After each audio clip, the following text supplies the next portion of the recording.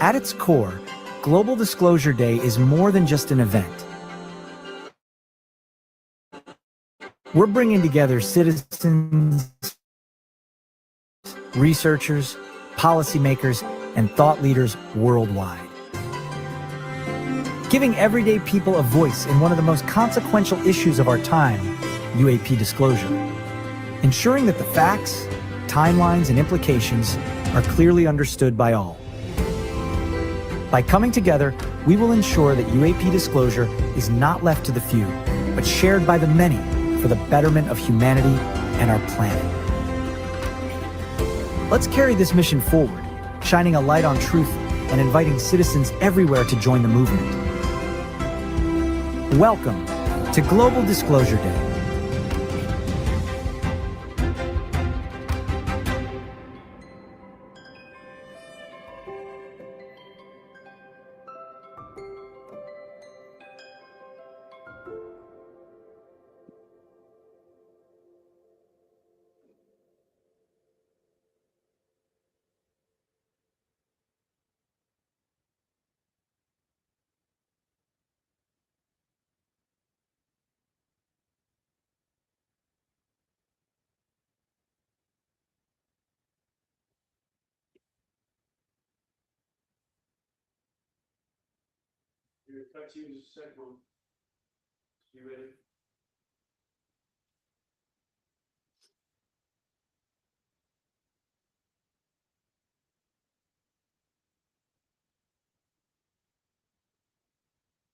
Hello, welcome to Global Disclosure Day.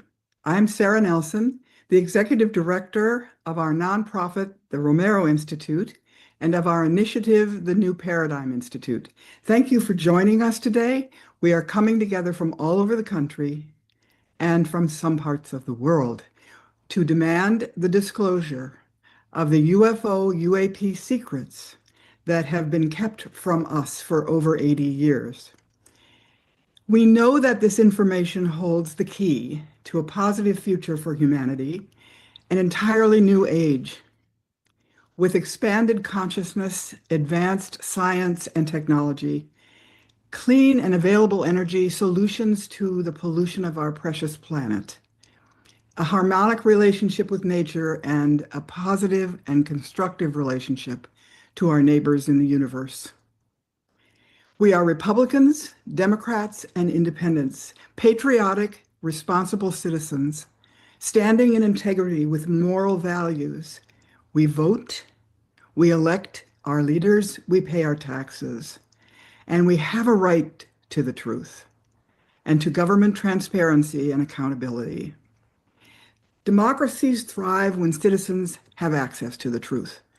We can vote intelligently, we can develop effective policies and institutions in our towns, cities, and nations. Truth is essential to maintaining our freedom. I hope you will enjoy our program today.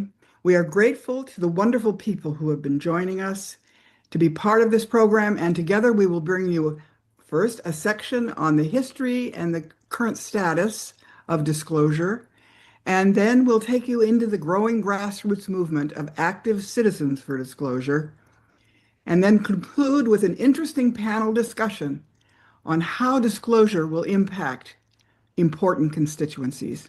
Let's begin right now with a historical dialogue between Daniel Sheehan, a well-known constitutional attorney and the president of the New Paradigm Institute, and Kevin Wright, our press consultant and congressional liaison in Washington, D.C. Danny, people have seen things in the skies and in the waters, witness accounts dating back centuries, but it seems that there was sort of a fundamental shift during the course of World War II. We have the Foo Fighters sightings in Europe, and then we had some sightings here around towards the end of World War II. What do you make of that? Well, that the first, setting aside for the moment at least, the Foo Fighters, that during the actual months of the World War II, there were these sightings of these strange orbs that were flying around some of the military aircraft. But the most important in my mind was the June of 1945, when our extremely secret Manhattan Project was actually moving toward the first detonation of the first atomic bomb at Yucca Flats. There is this account by then Captain Corso, Philip Corso, who was one of the range officers there, who left a 8mm home movie for his grandchildren to be seen only after he died, in which he recounts in detail a UFO craft that had been its navigation had been interfered with apparently by the intense radar installations around the Trinity site where they were planning the detonation of the bomb. And after he asserts that he, as a range officer, just took a lunch break and took his packed lunch out, got a Jeep and went out to outside the perimeters and was out in the little hillsides and ran right into a UFO that was on the ground and that had been temporarily disabled. And a being actually came out of this mine shaft that was right near the site where the UFO was, and telepathically reached out to Captain Corso and asked him, please, could you please get the people to turn off whatever this is that's going on here, this radar thing, so we could escape. And Colonel Corso said that it was one of the more important decisions he'd ever made. He decided to do that for them. They seemed so pitiful. And he said, so he actually contacted the radar installation as the range officer and told them to shut down the radar for a few minutes because they were going to retest it. And he said that they shut it off, and he saw that this vehicle just streaked right out of sight, just took off like that and escaped. So this is the first of the kind of detailed high military official who ended up becoming a colonel and ran the United States Pentagon's Foreign Technology Division. In August 6th and August 8th, the 509th Bomber Group, the Enola Gay, dropped the atomic bombs on Hiroshima and then Nagasaki. And it turns out that 2 years after that, the 509th, which was the only unit in the entire world that was in possession of nuclear bombs, was the site of the Roswell crash. So that you have another vehicle, another apparently extraterrestrial vehicle with beings in it that are non-human, crashes near the 509th site in Roswell. And the technology is recovered, and Philip Corso is the guy that's assigned to distribute and analyze that equipment. So this was a beginning of a long arc of events that have taken place between basically June of 1945 all the way up to today. So it seems like, from the mid-1940s to present, we've kind of gone from fringe to disclosure, from UFOs to UAP. But I think if we go back to sort of the Roswell period of time and put that into context of post-World War II era, entering full speed ahead into the Cold War with the Soviet Union, and the burgeoning national security state that's implementing its power structures, and sort of put that into context of how it is that from first acknowledging that Roswell happened to then dismissing it, saying it was something else, to then just burying it along with all things related to UFOs.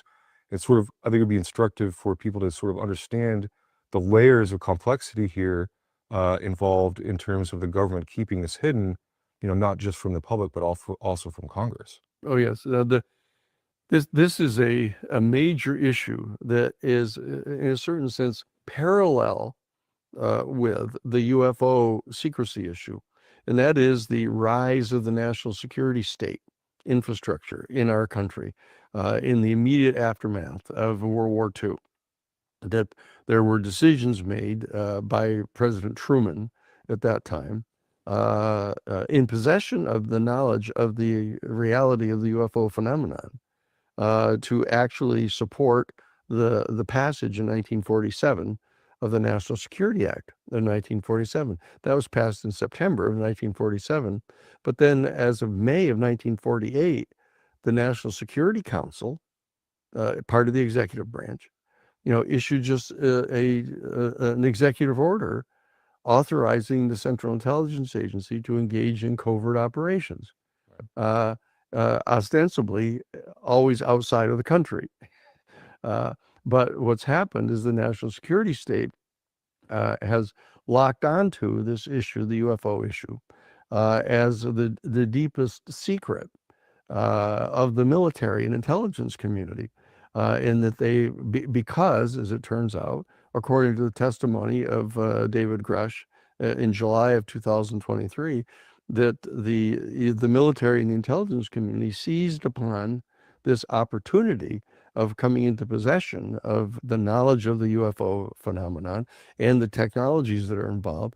They determined that they were going to be committed to developing that technology, reverse engineering it, to develop a weapon system for the propulsion of our military aircraft and anti-gravity technologies, others that were involved in the UFO technology, that they were going to try to weaponize this. And so what they did is they felt authorized to conceal beneath the heavy layers of secrecy that surround the development of a new weapons system, such as the atomic bomb. Right. We had the entire Manhattan Project, where thousands of people were involved in the development of that secretly, and they were able to keep it secret up until the detonation of the bomb, which publicly revealed its existence. In this particular instance, there are hundreds and hundreds of people that have to be involved in maintaining the secrecy around the UFO reality. And the fact that our national security state infrastructure is engaged in a process of trying to reverse engineer this technology, rather than revealing to the world the fact that there's an extraterrestrial civilization, that our solar system is part of a much larger galaxy in which there are a number of other highly intelligent and highly technologically developed but distinctly non-human beings. And it sounds kind of absurd on the face of it that some kind of government structure such as the national security state could actually deem it to be appropriate to keep this reality secret from the people of the world, simply because they're so dedicated to wanting to develop a weapons system based on the technology. So that's the bizarre situation that we're in. And they have felt, the national security state people have felt compelled to even lie to Congress about it. I mean, a complete, absolute violation of the Constitution. The executive branch is supposed to be overseen and coordinated by and given policy instructions to by the Congress, who are the elected representatives. But that we've encountered this development that's happened here in our country over the last 80-year period, where the military and the intelligence community has done the thing that is always a problem in human nation states, is that the military rises to a position of power where they can dominate the civilian authorities. And that's happened in our country. We're actually in that state right now. Which is precisely what Eisenhower was warning of when he was talking about the military-industrial complex when he was giving his farewell address. But one of the questions I often get when I'm meeting with members of Congress or their staff is, if this is all true, how is it possible this was, hidden so well from us?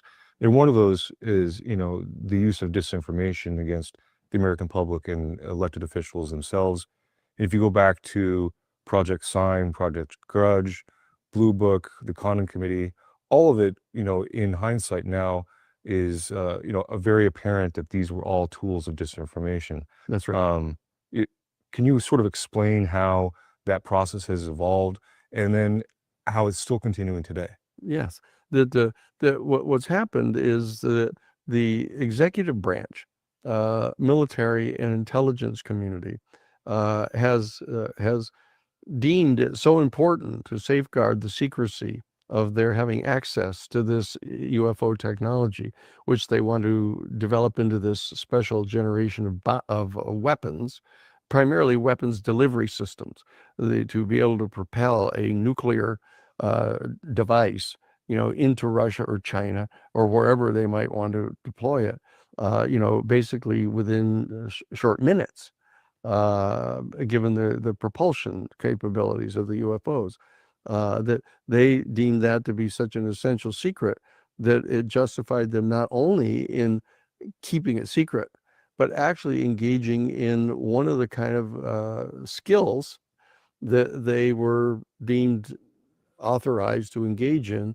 over and against foreign adversaries, such as Russia or China or whoever the adversary of the day happened to be. And what they've done is they have chosen to turn those weapons, those technologies and skills against the people of the United States. And against the Congress of the United States, to actively engage in affirmative deception programs. Not just saying there's nothing here, but here, let us examine it. We're going to investigate all these claims. We've got dozens, at least, of people, literally hundreds of people eventually, saying that they're seeing these craft in the skies, they're encountering them on the ground, they're encountering beings that are clearly non-human beings occupying these craft, and is getting out into the media. So the national security state people deemed it to be appropriate to deploy against our own citizens and against our own Congress the deception devices that they developed to direct against foreign adversaries. And this is an active deception program. Not just simply saying, I don't know what you're talking about, there's no evidence, but they engage in a full-scale operation of trying to fabricate explanations for these sightings, which on the face of them are preposterous, unless you have a campaign also of trying to get American citizens to have just unflinching confidence and belief in whatever it is the government tells them. And so that's what they've done as well. They've engaged in this entire propaganda of trying to convince the American people that the military and the intelligence community is supporting democracy around the world and trying to promote individual liberties around the world, directly contrary to the overwhelming factual evidence that isn't what's happening here. So that our people are being subjected to an aggressive campaign of disinformation and deception on the part of the national security state. This is a fundamental danger. Whenever you allow the military in your intelligence community to start becoming too strong, and that's what's happened. So that the subtext of the whole UFO issue is the revelation of a very serious constitutional problem that exists in the country right now. And so I think if we go back to, the post-Roswell era and the advent of these, public-facing programs that the government implemented, like Project Sign, Project Grudge, it was designed really to, obfuscate and to stigmatize the subject and get people to think that there's no there and they should ignore it. While, their official investigations go, deeper underground into black budgets. But it's funny that, like the 1971 Australian intelligence assessment really came to the conclusion that, even then, that the government, the US government was engaged, in a deception campaign, because their ultimate goal was, of course, what we're talking about here, which is these reverse engineering programs, and to, create, stealth craft that can perform in ways that these UFOs are doing. So, it seems that after the 1969 closure of Project Blue Book, for example, we went into sort of this dormant period where the government wasn't acknowledging any sort of official investigation, but clearly there are things going on behind the scenes.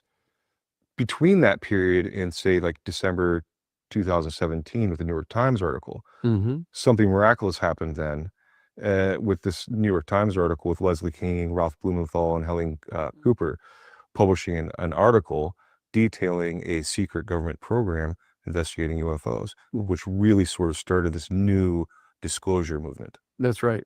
So there was this entire 50-year period, basically between 1969, call it 1970, and all the way up to 2017, where the national security state had been comparatively effective in stigmatizing this, as you pointed out. That we now know from documents that have been extracted pursuant to the Freedom of Information Act. Richard Dolan, a PhD student in history at University of Pennsylvania, did a major study filing all kinds of actions to get access to these documents, and they show that there was a conscious covert program being directed by the Central Intelligence Agency's Operations Directorate, in complete violation of the statute that created them, and in complete violation of the Constitution, to actually attack people who tried to report UFO sightings, not just inside the government, but citizens, civilians.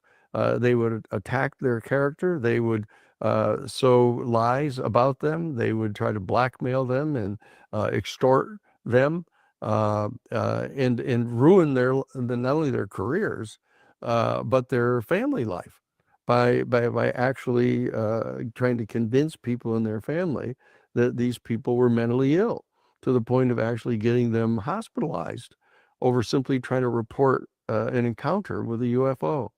To go back a little bit, back in your career in this UFO topic, I mean, what you're talking about really is at the same time, the military sending military personnel who had eyewitness accounts of UFOs and sending them for psychological evaluations with Dr. John Mack. Yes, yeah. In fact, inside the United States Army and Air Force and Navy at that time, they had actual policies that if in fact an enlisted person or an officer in the military, any one of the branches, insisted upon filing an official UFO encounter report, that they were first instructed not to do it by their superiors. They were told that this would be an adverse event in their career, but if they insisted upon doing it, they were then immediately sent to have a psychiatric examination.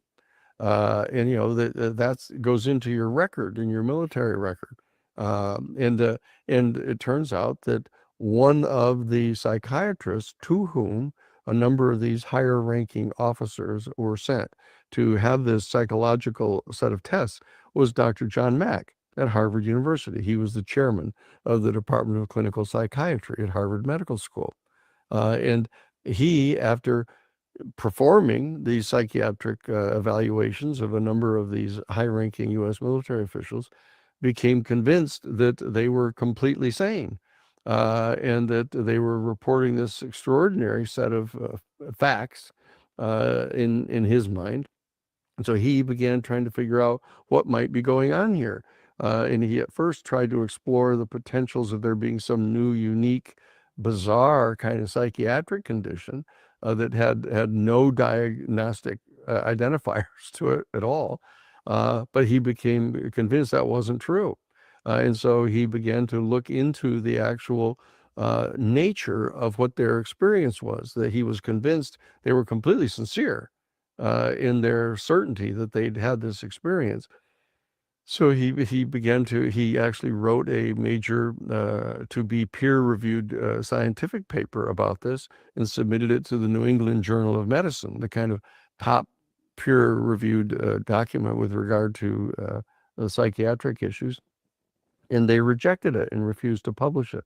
And so he ended up getting it published as a book, and it generated a major upset on the part of the faculty and administration at Harvard, who instituted this kind of ad hoc committee to basically excoriate him and threaten basically the revocation of his tenure if he didn't stop talking about this. And I was retained by Dr. Mack to represent him. And we encountered this extraordinary pushback from the university and the faculty because they had been so thoroughly brainwashed by this covert program Right. that the national security state had fielded, that they actually convinced high-ranking academics that there was nothing to this. And that stigmatism continues on to today, but I think it's Yeah. also important to point out that the sending of military personnel for psychological evaluations wasn't really done to see whether or not these people were actually crazy or not. It was actually done in the form of intimidation, And not any doubt about which that. plays a role in people like David Grush coming forward and others who have information but are fearful of losing their clearances, being made to look like they're crazy, Yeah. losing their livelihoods, and other threats and forms of intimidation that these whistleblowers have to go through. Yeah, and so what we've done, those of us who have been attempting to get at this information, have drafted legislation to get passed by Congress protecting whistleblowers.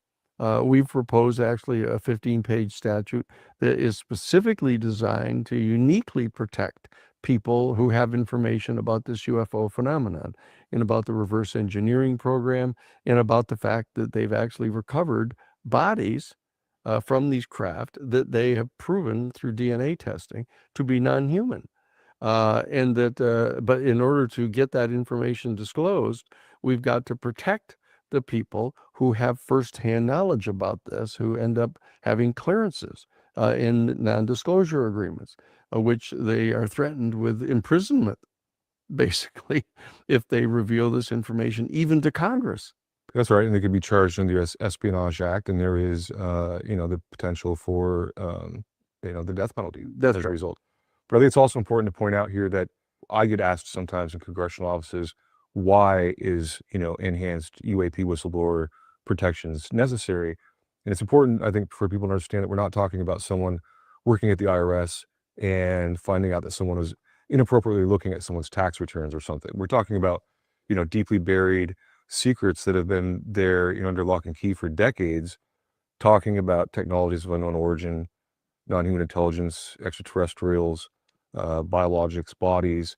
And, there's also a criminal element here that rises above and beyond just the constitutional crisis that we face, but also allegations of criminal activity That's right. that's going to have to be rectified at some point. That is right.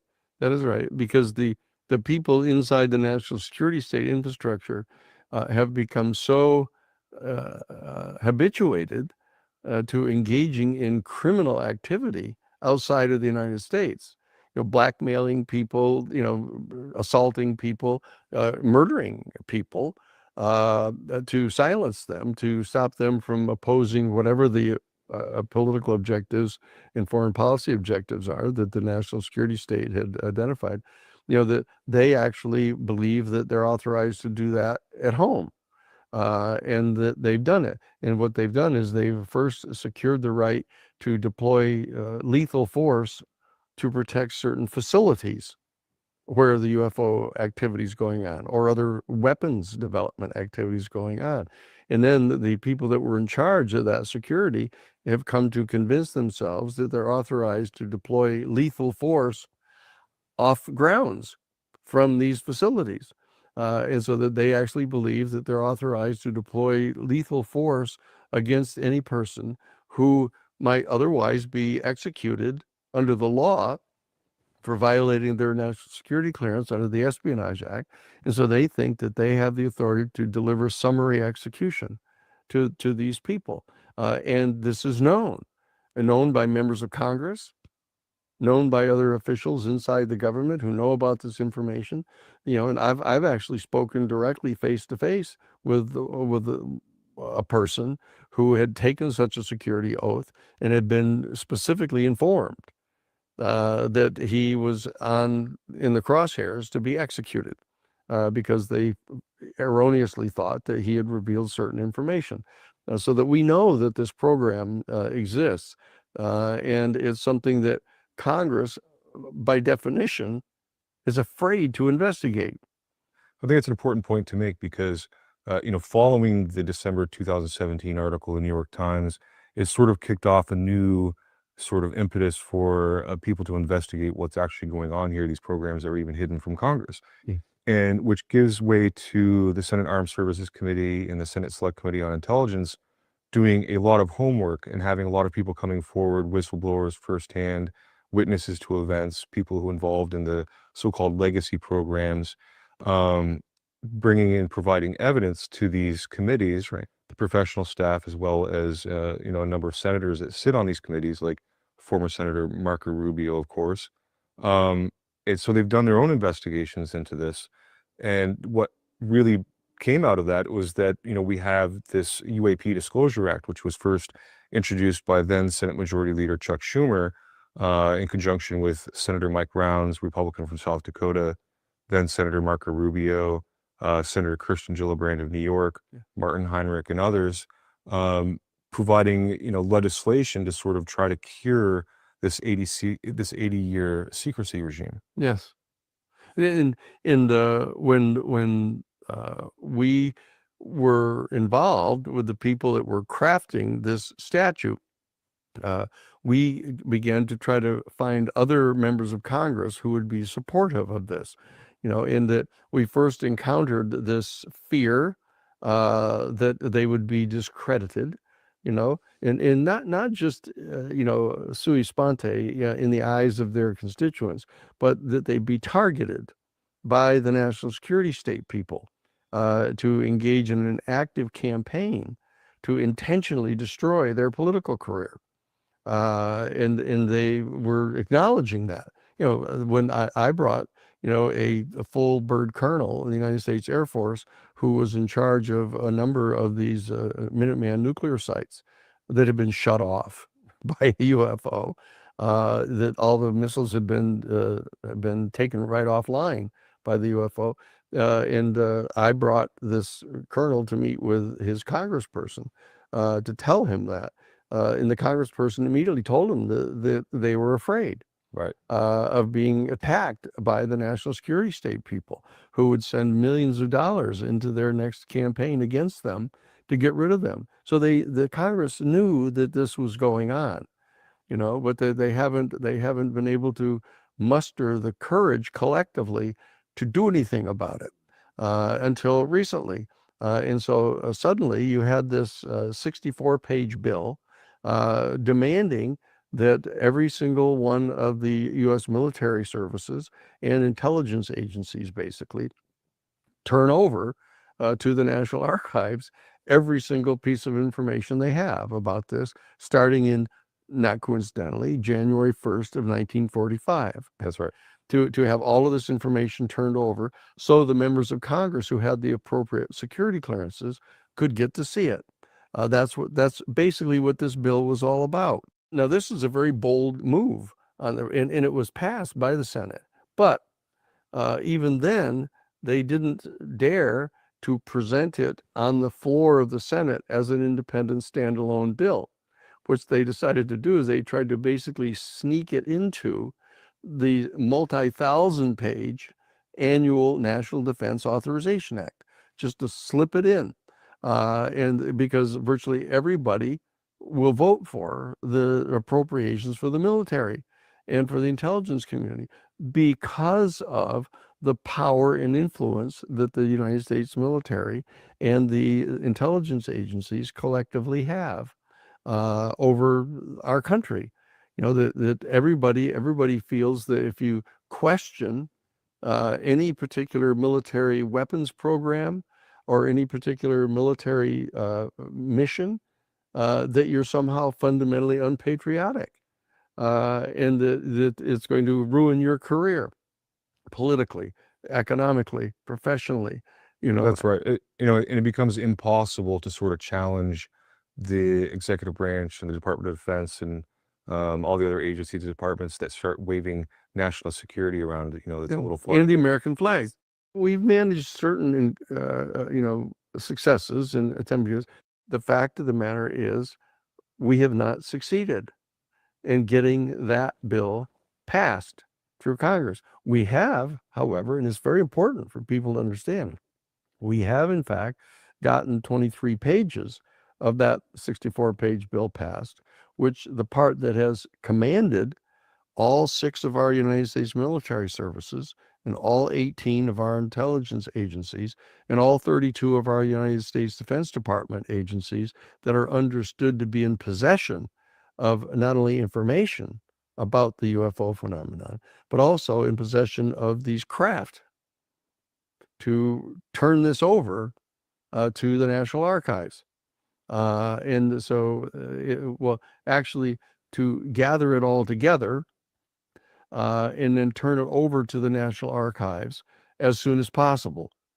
Now, that soon as possible date was last October of 2024, October 20th.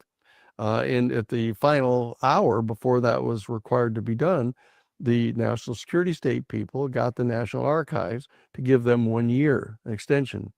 So as we sit here today, in the immediate aftermath of the September 9th hearings and the failure on the part of the Congress to pass the rest of the statute, this 23 pages that has placed these agencies under orders are required now to make this information available to the National Archives on September 30th.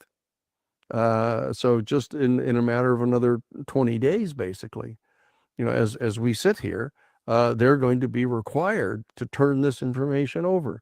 So that we shouldn't despair entirely upon in the face of not having gotten the entire 64 pages passed this past September 9th, because we're still looking at this date of September 30th, where they're going to be required to turn this stuff over.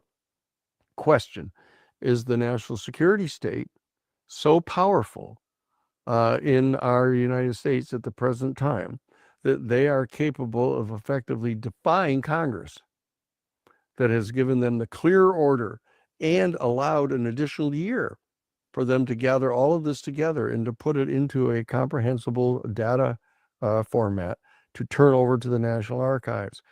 So this is the issue that is posed as we gather here now to see whether they're going to do that. Dan, you brought up an interesting point, because we're talking about the December 2017 article from New York Times, and we stepped back a bit to the New York Times fighting for truth and transparency of the Pentagon Papers, and it really brings up an interesting question. What has happened to the fourth pillar of democracy with regards to this UFO topic? Because you can't get the mainstream media to cover this with any seriousness. It's true that this, there was this decision made back in December of 2017 on the part of the board of the New York Times, obviously to come forward with this story. And my having been there back in 1971, when we were involved in the decisions that were getting made by the leadership of the New York Times to publish the Pentagon Papers, when I saw this article come out on December 17th of 2017, I was aware of what must have gone on in the board of editors of the New York Times to make this decision, which would have included reaching out to their national security state sources.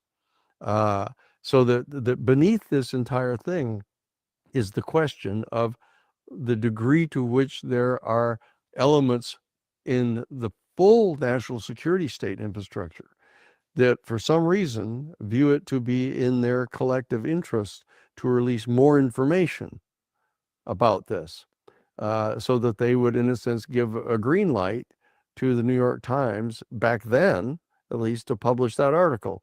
And so the question is, how much more information is going to be made available, either in the direct formal process of September 30th, of turning it over to the archives, and what kind of coverage the news media, the mainstream news media, are going to give, to any revelations that are made on September 30th, or more importantly, I think, or at least more saliently, what kind of reporting are they going to do about the fact that nothing is turned over we're not going to give up on this. Right. You know, I think we've come to the point now where we realize that you can't depend entirely upon the elected representatives to dare to do this, because they're so vulnerable to the covert activities of the national security state, and they're aware of it, and they're intimidated by it. Right. Okay. And so that what we're trying to do is, at the same time that we're trying to raise consciousness about the UFO issue itself, because we're talking about the concealment of the fact that there's an extraterrestrial civilization around us. You know, we find ourselves like the tribe that was in the Indonesian islands, you know, in Papua New Guinea, you know, in the 1950s, of thinking that there was nothing going on in the world outside their island, you know, and all of a sudden they were discovered, and they discovered the outside world, and they were not prepared Right. at all to know how to cope with that. You know, and so what we're trying to say is, look, our people need to start becoming accustomed to the knowledge that we're part of a larger galactic civilization here. The New Paradigm Institute has implemented a Citizens for Disclosure grassroots movement That's right. that, you know, with the ultimate goal of having, you know, 50 state, you know, chapters up and running, thousands of volunteers, and turn this into really a political movement in which, you know, elected officials are going to have to take notice of. That's right. That's our job right now. I mean, as citizens, you know, the fact of the matter is, our citizenry, you know, has not been muscled up to actually do anything, not only about this particular subject, but in most subjects. I mean, our people are getting, you know, distracted watching football games and basketball games, baseball games, you know, movies. You know, you can sit and punch button, talk to your television, and have it call up any movie that you want, you know, sitting in your living room. And so people are going to do their day jobs, you know, for their 8 hours of working, and then coming home, and then basically watching television, you know, and they become very passive, and only to the extent to which you can get the political activities going on that are like a sports event, where you have team A versus team B, and you have highly dramatized, you know, a fourth quarter, 2-minute drill experiences in the political realm. Do people pay any attention to it? So we've got to overcome that. We've got to be able to get our citizens back into activity here. Well, I think it's also important to point out that, you know, there are some people that, you know, despair over the fact that the UAP Disclosure Act hasn't passed, and, you know, they don't see any forward momentum.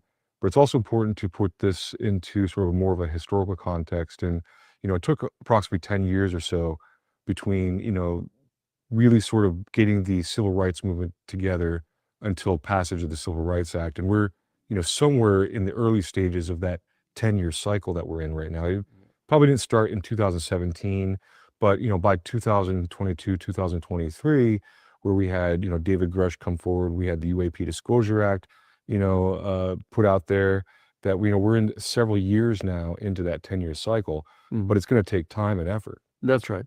No, this is going to require us to organize our people, communicate information to our people, conscientize the people, that is, raise their consciousness about this to the point where they're not afraid of the subject at all, and get the people involved in trying to determine to what degree and in what manner we're going to need to amend some of our major institutions here on our planet. Our economic institutions, in order to absorb the potential new technologies, they're going to have dramatic impact on, for example, the petroleum industry, because obviously there's some sort of alternative energy source that these craft have, that is not, they're not burning coal, right, or gasoline to fuel these craft, you know, and so the geopolitical structures, our treaty organizations and stuff on our planet are going to have to come to include these other beings. You know, that there's work that needs to get done, and that if we can take good news from what's happened here on September 9th, is that you cannot depend upon the presently elected members of the Congress to do this without more pressure from the citizenry. They are subjected to more effective pressure from the national security state, threatening them and their political careers. So that what we've got to do is we've got to muscle up our people to mobilize this, number one. And number two, we have to really realize that the ultimate vulnerability of our elected leaders to the covert operations of the national security state may not be able to be completely overcome. And so that we have to have direct activity on the part of our citizens to reach out, as shocking as this may sound, to establish direct communication with the extraterrestrial beings. There's thousands of instances of people having encounters with these craft and with some of the beings in them. That what we have to do is reach out to establish direct communication with them, to engage in citizen diplomacy. That is actually how we accomplished the coming to the end of the Cold War originally, back in 1991 and 92. It was by the outreach into the Soviet Union on the part of our citizenry, with the astronauts and cosmonauts, and getting to know each other as people. That was how we were able to get President Gorbachev in the Soviet Union to agree to dissolve the Soviet Union, to back up out of the Cold War. So that the citizen to citizen diplomacy is really important. So that really it's extraordinarily important for people to begin to entertain the kind of extremely interesting idea of reaching out and establishing direct communication with the extraterrestrial people to get around the unconstitutional national security state that has basically seized control of our legislative representatives. Well, I think you bring up an interesting point here because there's not one single path forward that's a silver bullet. It's not just some piece of legislation that's going to pass and we're going to have a cure for it all. And it's not just reaching out potentially to an extraterrestrial civilization, but there are a number of pressure points that are going to have to be pressed along the way. We have people in the scientific community who are working on their own sort of means of disclosure and pushing forward from a scientific perspective. Then we have people that are in the media and producing different sorts of medium to inform the public about this issue, historical nature of it, what's going on currently in the disclosure movement. So there's a number of different things that are going to have to take place, all in conjunction together, working together. Well, including the fact that the Webb telescope is in fact actively engaged in finding more and more exoplanets, and they're very specifically engaged in trying to find life, intelligent life elsewhere in the galaxy. So they're doing that right now. So that's another pathway that the national security state has opened, spending trillions of dollars, putting together these spaceborne observatories. And they're very clearly engaged in the process of trying to open up another avenue by means of which they can reveal to the people the existence of other highly intelligent and highly technologically developed but non-human species.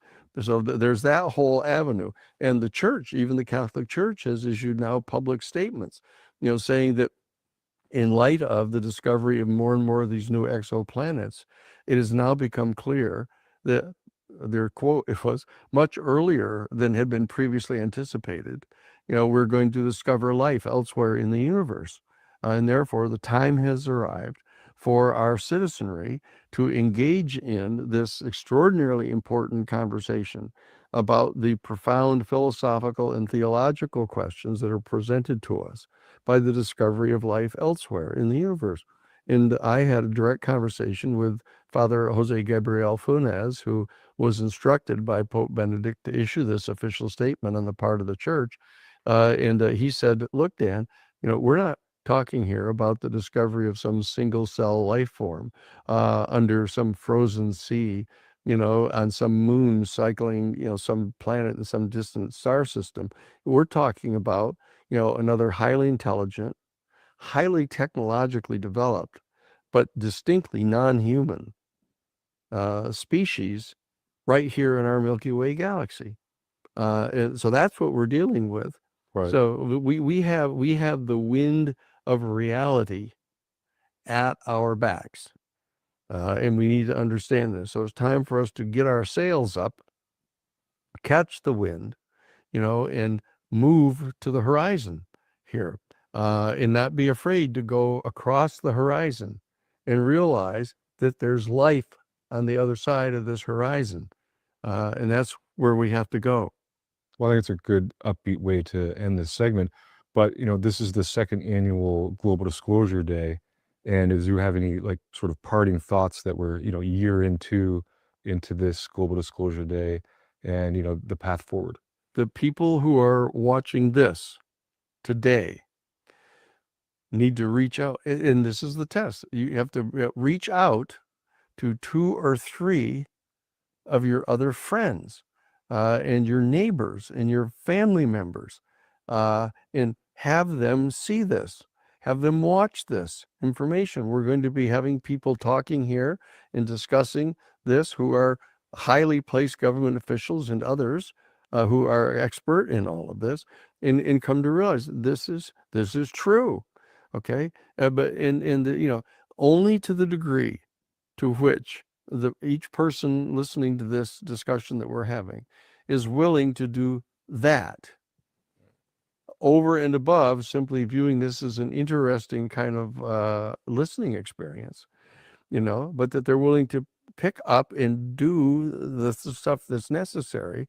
That's what's going to make the difference here. That's what's made the difference in, getting the Pentagon Papers published. That's what made the difference in getting the Vietnam War to end. This is the difference in the civil rights movement that got it to happen, was people were willing to get out in March, willing to get up and go meet with their members of Congress, willing to litigate in the United States court systems. All of these things are going to be necessary, and in closing, I would put all of these things are going to be necessary in order to demonstrate to the extraterrestrial beings that we're really worthy to be considered part of their civilization. We can't be continuing to conduct ourselves as though we're some complete primitives who think that we're on this little island and that there's no life outside of our island. Right. We've got to move beyond this island, Earth, out into the outside world of our galaxy. That this is what we have to do. It's extraordinarily exciting, extraordinarily rewarding, but it's challenging because it does require work. Hard work. Right. Yeah.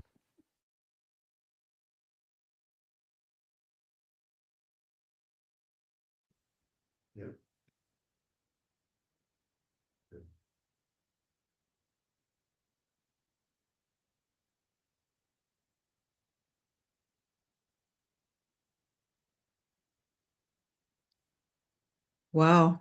Very, very helpful overview of what this situation's all about. I just want to make one comment before we go on, that the human family, the evolution of our human family on this planet, has gone through all kinds of stages. We create different institutions and governments and programs in order to survive and to keep order and et cetera in our communities and in our nations. And we are poised to make a leap into a new consciousness. And we have to recognize that some of us are kind of stuck in earlier creations of institutions and programs and ways to survive. And we want to embrace everyone that wants disclosure, knowing that we don't all agree with one another on the importance of it and why it's important and where we're going afterwards, etc. But we want to work with everyone who understands that if we make this leap in consciousness and we understand these truths that have been kept from us, we can go into what might be called a golden age of new science, new consciousness, new institutions for the benefit of all humanity. And we are lucky today to have a interview presentation from a man who has invested a lot of his life in the last 2 years towards disclosure. His name is Kirk McConnell.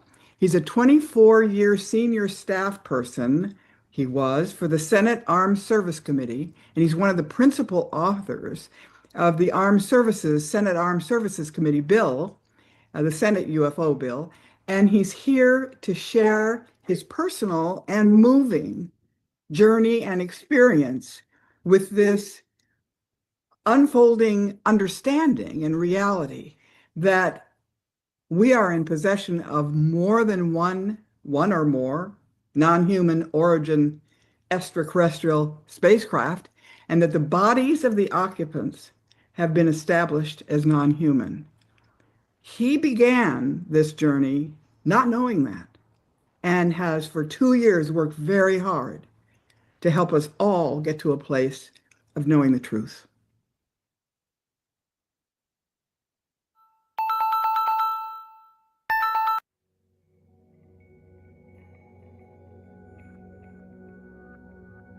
After the seminal New York Times article in late 2017, I had, prior to that, not any particular interest and certainly didn't believe in the reality of non-human intelligence visiting Earth until that time. That New York Times article was the beginning. I would say it wasn't the only event, obviously. That was followed by the release of videos later, and other sources and witnesses started to come forward. Staff on the committee that I worked for, the Armed Services Committee in the Senate, as well as our sister committee on intelligence. The staff started also to track down other people to talk to. And we started interviewing, Navy pilots and other personnel from the Defense Department and the intelligence community. And we started talking to people who are now household names, like Dr. Hal Puthoff, Eric Davis, Chris Mellon, Lou Elizondo, and later still Dave Brush. So you had a lot of more people coming forward. Some of us also undertook to start digging into the history of the issue and starting to read all the literature that's out there. And if you're familiar with this topic, you know that there is a vast literature out there. Personally, after a fair amount of time, came to the conclusion that the weight of the evidence lent a great deal of credibility to the belief that NHI are here and have come here for a very long time.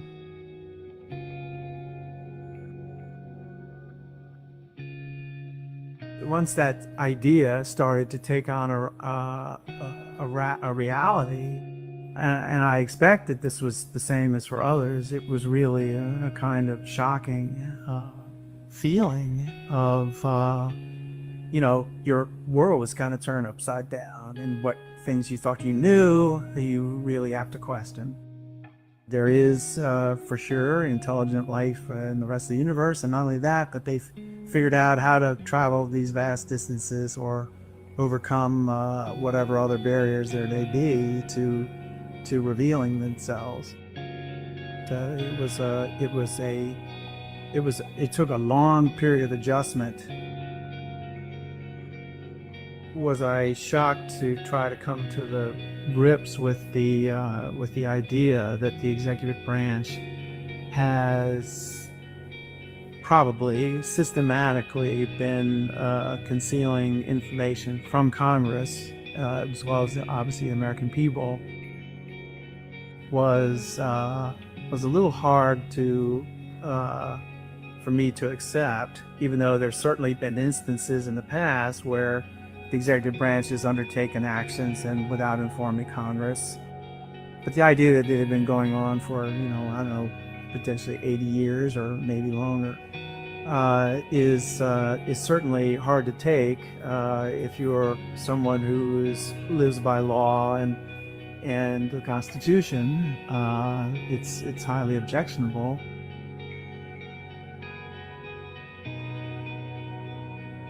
I'm not at liberty to disclose it. These were internal deliberations between staff and multiple committees and members.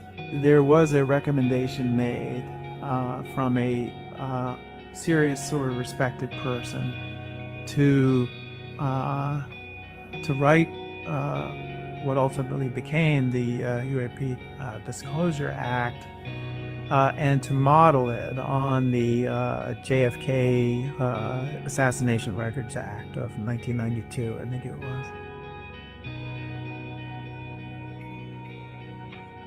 You know, an issue like this, what are we dealing with here? The possibility that there is non-human intelligence from off our world that is coming here, and we don't know why or what their motivations are. The fact that they are here and the kind of craft that they operate reflects what appears to be a highly advanced technology. So this is the kind of issue that people have long considered would serve as a unifying discovery that, you know, faced with sort of some common overturning of our worldview, would bring not only our own nation together and the leaders of our nation, but leaders of other nations and other peoples around the world. We have something, in a sense, bigger to deal with than our normal disputes and its wobbles.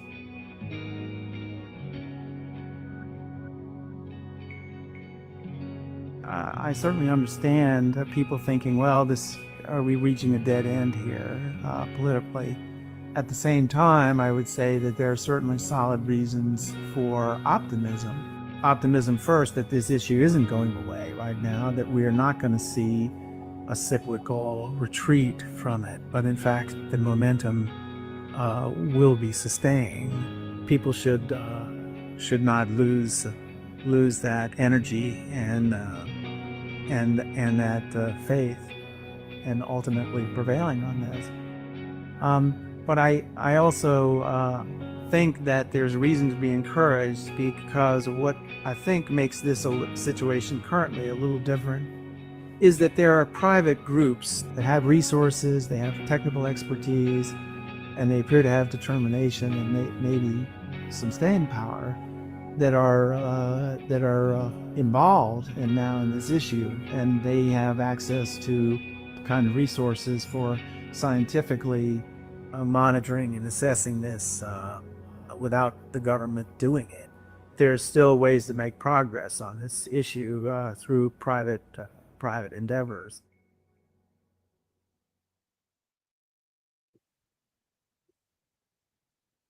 Transition to CFD.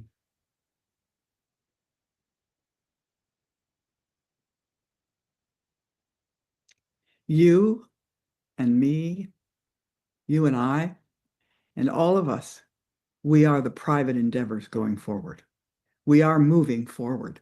We're launching a new educational and action campaign for the remainder of 225 and going into 226 to stay abreast of credible, unfolding information in this dynamic disclosure campaign.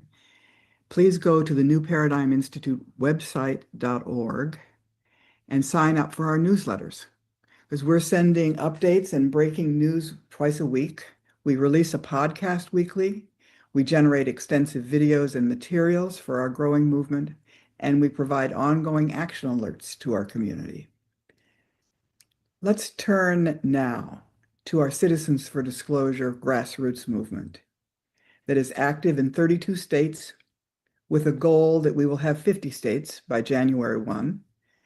2 of the states are now developing their own UAP, UFO disclosure bills. Others are working on educational efforts and including teach-ins at colleges and universities.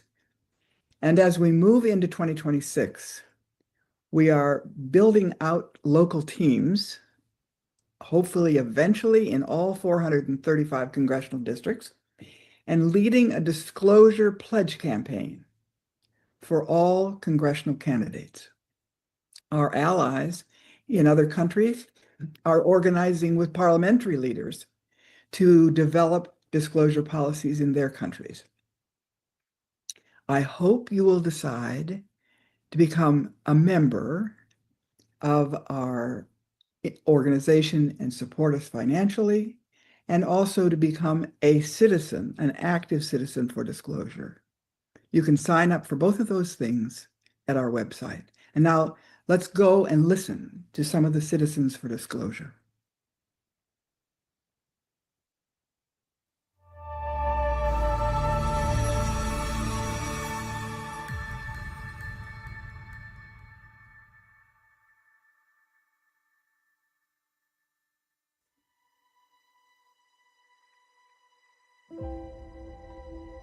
Good morning and welcome to the hearing regarding UAP disclosures. For too long, the issue of unidentified anomalous phenomena has been shrouded in secrecy, stigma, and in some cases, outright dismissal. Today, I want to state clearly that this is not science fiction or creating speculation. This is about national security, government accountability, and the American people's right to the truth. Do you solemnly swear or affirm that the testimony that you're about to give is the truth, the whole truth, and nothing but the truth to help you God? I do. Boeing contractors reported a massive glowing red square silently hovering over 2 missile defense sites. I talked to 5 shaken witnesses who described a massive triangular craft that hovered silently for about 45 seconds before shooting away at impossible speed. A self-luminous, tic-tac-shaped object emerged from the ocean before linking up with 3 other similar objects. These things are real. They can fly in formation, they're evasive, and they outperform any aircraft known to exist, including ours. I saw a 100-foot equilateral triangle take off from near the NASA hangar on the base. It's either a weapons program being reverse engineered by our governments or other governments, or not from here. Those are it. There is something out there, and we should know as the people what it is. Let this be the moment when America chooses courage over fear, transparency over secrecy, and progress over stagnation. Let's show the world that our nation leads not only through strength, but through fearless pursuit of the truth.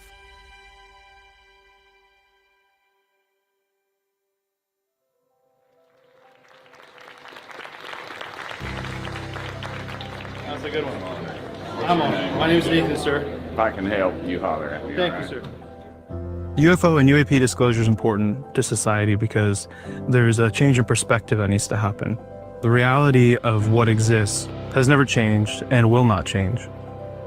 There is a force, unfortunately, that is trying to withhold that information at this point, and we have to stand up and say no more. To help bridge the gaps between people and to bring us closer together and remember that connectedness is what will literally get us out of the mess that we're in. It has to do with transparency with the government, giving Congress the ability to perform proper oversight over both what the government is doing, several agencies, as well as what the private sector is doing. We're not being told the truth, and we deserve the truth, not just as citizens of whatever country we're from, but also as citizens of the world and as collective humanity.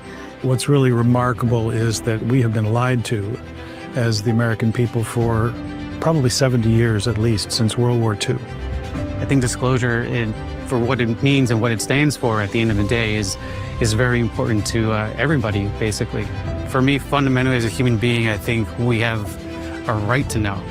We're entering into an inflection point, a tipping point, as a nation, as a species, and as a world.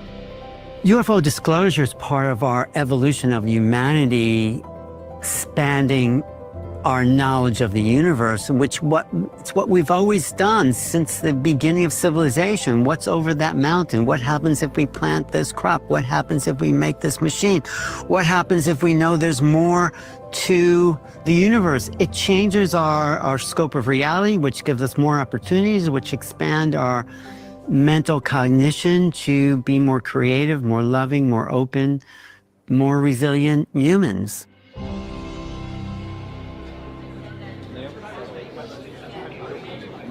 At the end of the hearing, you said, we've had the hearings, we've talked the talk, now it's time for action.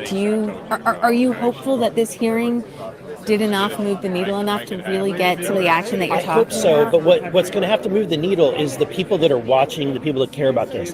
Until they call their congressman, call their senator, and reach out to the president and make it clear that this is a priority, they're not going to make it a priority.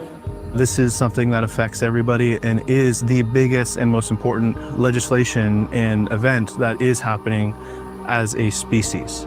In this country, we're very blessed to have the right, we the people. What do we do with that privilege? Do we stand up and use it and fight for what we believe in? Or do we lay down and let the forces may be just roll us over and say, oh, you don't need to know that because we like to have power and you can't have any? No social movement started in a silo. It was about bringing people together, like with the civil rights movement, with any movement. We've been lied to. We've been lied to about systemic injustice our whole life, and this is another component of that. The work that we're doing is all about raising public awareness around the topic of UFOs, around disclosure, around whistleblower protections, helping the public understand that this is a legitimate issue, that there are very credible people who are part of this. We need to grow up and take ownership and responsibility for who we are. And Citizens for Disclosure is an opportunity to do that, to really take ownership of our humanity by exposing truth, exposing corruption, exposing dishonesty, exposing a very long history and tradition of deception. And we deserve better. I think it's important to organize on a grassroots level because that's the only way things get done. I mean, no one's going to come down and give this to us. History has shown that anytime you want change within society, it starts with the grassroots. It starts with people who want to make a change and want to start a movement. No one from the government's going to come down and be like, oh, well, here's the answer. No contractors going to come out and be like, well, here's the answer. Citizens for Disclosure and the New Paradigm Institute are doing amazing work, especially young people coming together from all different parts of the country. There's nothing more important on the planet than getting the word out about this. People's movements eventually catch on, they catch fire, they ignite. This could be the new paradigm for humanity with our founder, Danny Sheehan. We have an obligation to our children and to our grandchildren to uphold the fight for truth and transparency.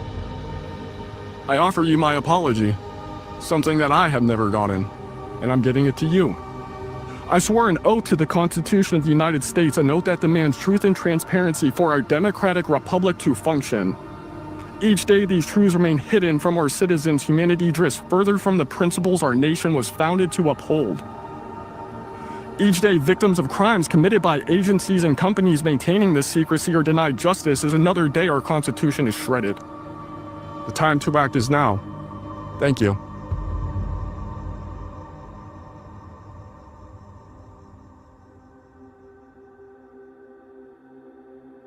Thank you to all of you. You are our community now.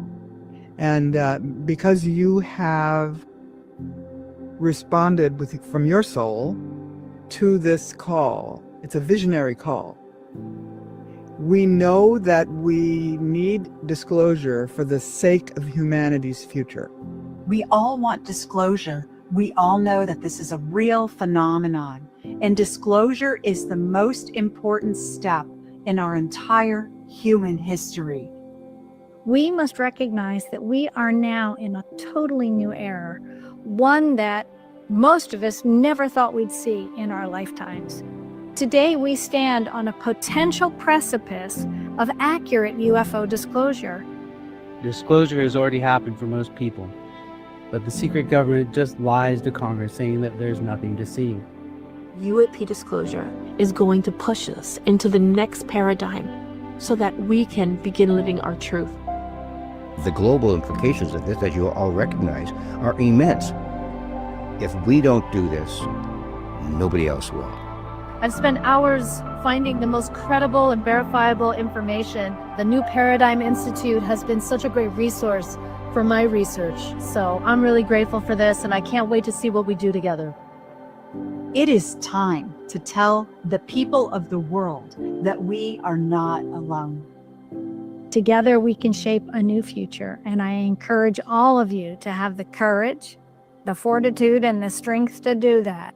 Real global disclosure could benefit humanity and the planet, bringing us together in ways that we can only dream of today.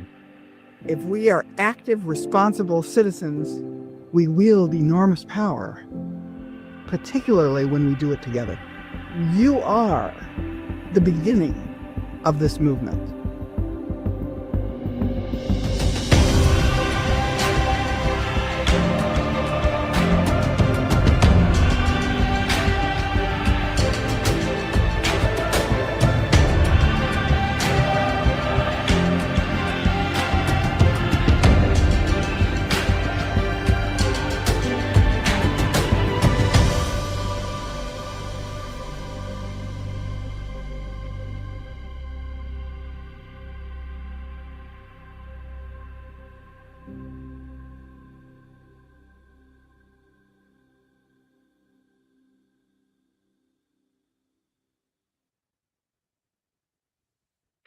Again, I invite you to go to the newparadigminstitute.org and sign up to be a citizen for disclosure. Now let's turn our attention to the discussions with people who have a lot of experience and expertise in different areas of work and different constituencies. We're going to start here with a discussion between Colonel Carl Nell and Richard Dolan.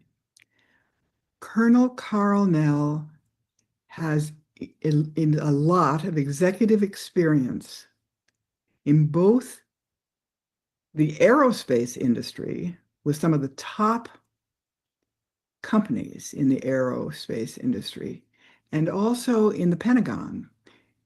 He has had very high-level leadership positions in the Pentagon, but he's been on the task force that was researching the history of this entire issue after Lou Elizondo's story came out in 2017, which began this whole period of disclosure. And so he is very knowledgeable about what the concerns of the aerospace industry are, what the concerns of the Pentagon are, and he has devoted his life for the last 2 years to trying to sort this out and think this through. And Richard Dolan is known as the historian. He's a former PhD student at the University of Pennsylvania, and he is known as the historian for UFO UAP history in this country and globally. He's written several really important books about it, and he is just now releasing information on all of the activity under the ocean and under the lakes and in the rivers, where it appears that UFO beings are coming and going in and out of these waters, perhaps with bases under them. So these two are going to discuss the sort of cycles of disclosure activity, but I think it's important. We deeply appreciate both of these people and everything that they have done and continue to do to help figure all this out. And it's so interesting because they are coming at it from two different places. I mean, Richard is an expert on the whole history of this movement, and Carl is aware of the concerns that the national security state and the leaders have about this, and it's very interesting and very helpful that they have had a discussion for us in our program. Good afternoon. My name is Kevin Wright. I'm CEO of Solve Advocacy, and I serve as policy liaison for the New Paradigm Institute to Capitol Hill. With the failure of Congress to pass the UAP Disclosure Act for a third time in a row, we thought that'd be an interesting conversation to have about the cycles of disclosure. And there are two people here we have with us today who are probably the most qualified to have that discussion. We have retired Army Colonel Carl Nell, aerospace defense executive, and we have historian Richard Dolan with us today. So I'll let them take it over from here. Thank you for joining us. With the failure of Congress. Thanks, Kevin. Yeah. You want to start this, Carl? This is really something that you, I think your ideas have prompted this discussion, and I'm really interested in discussing it with you.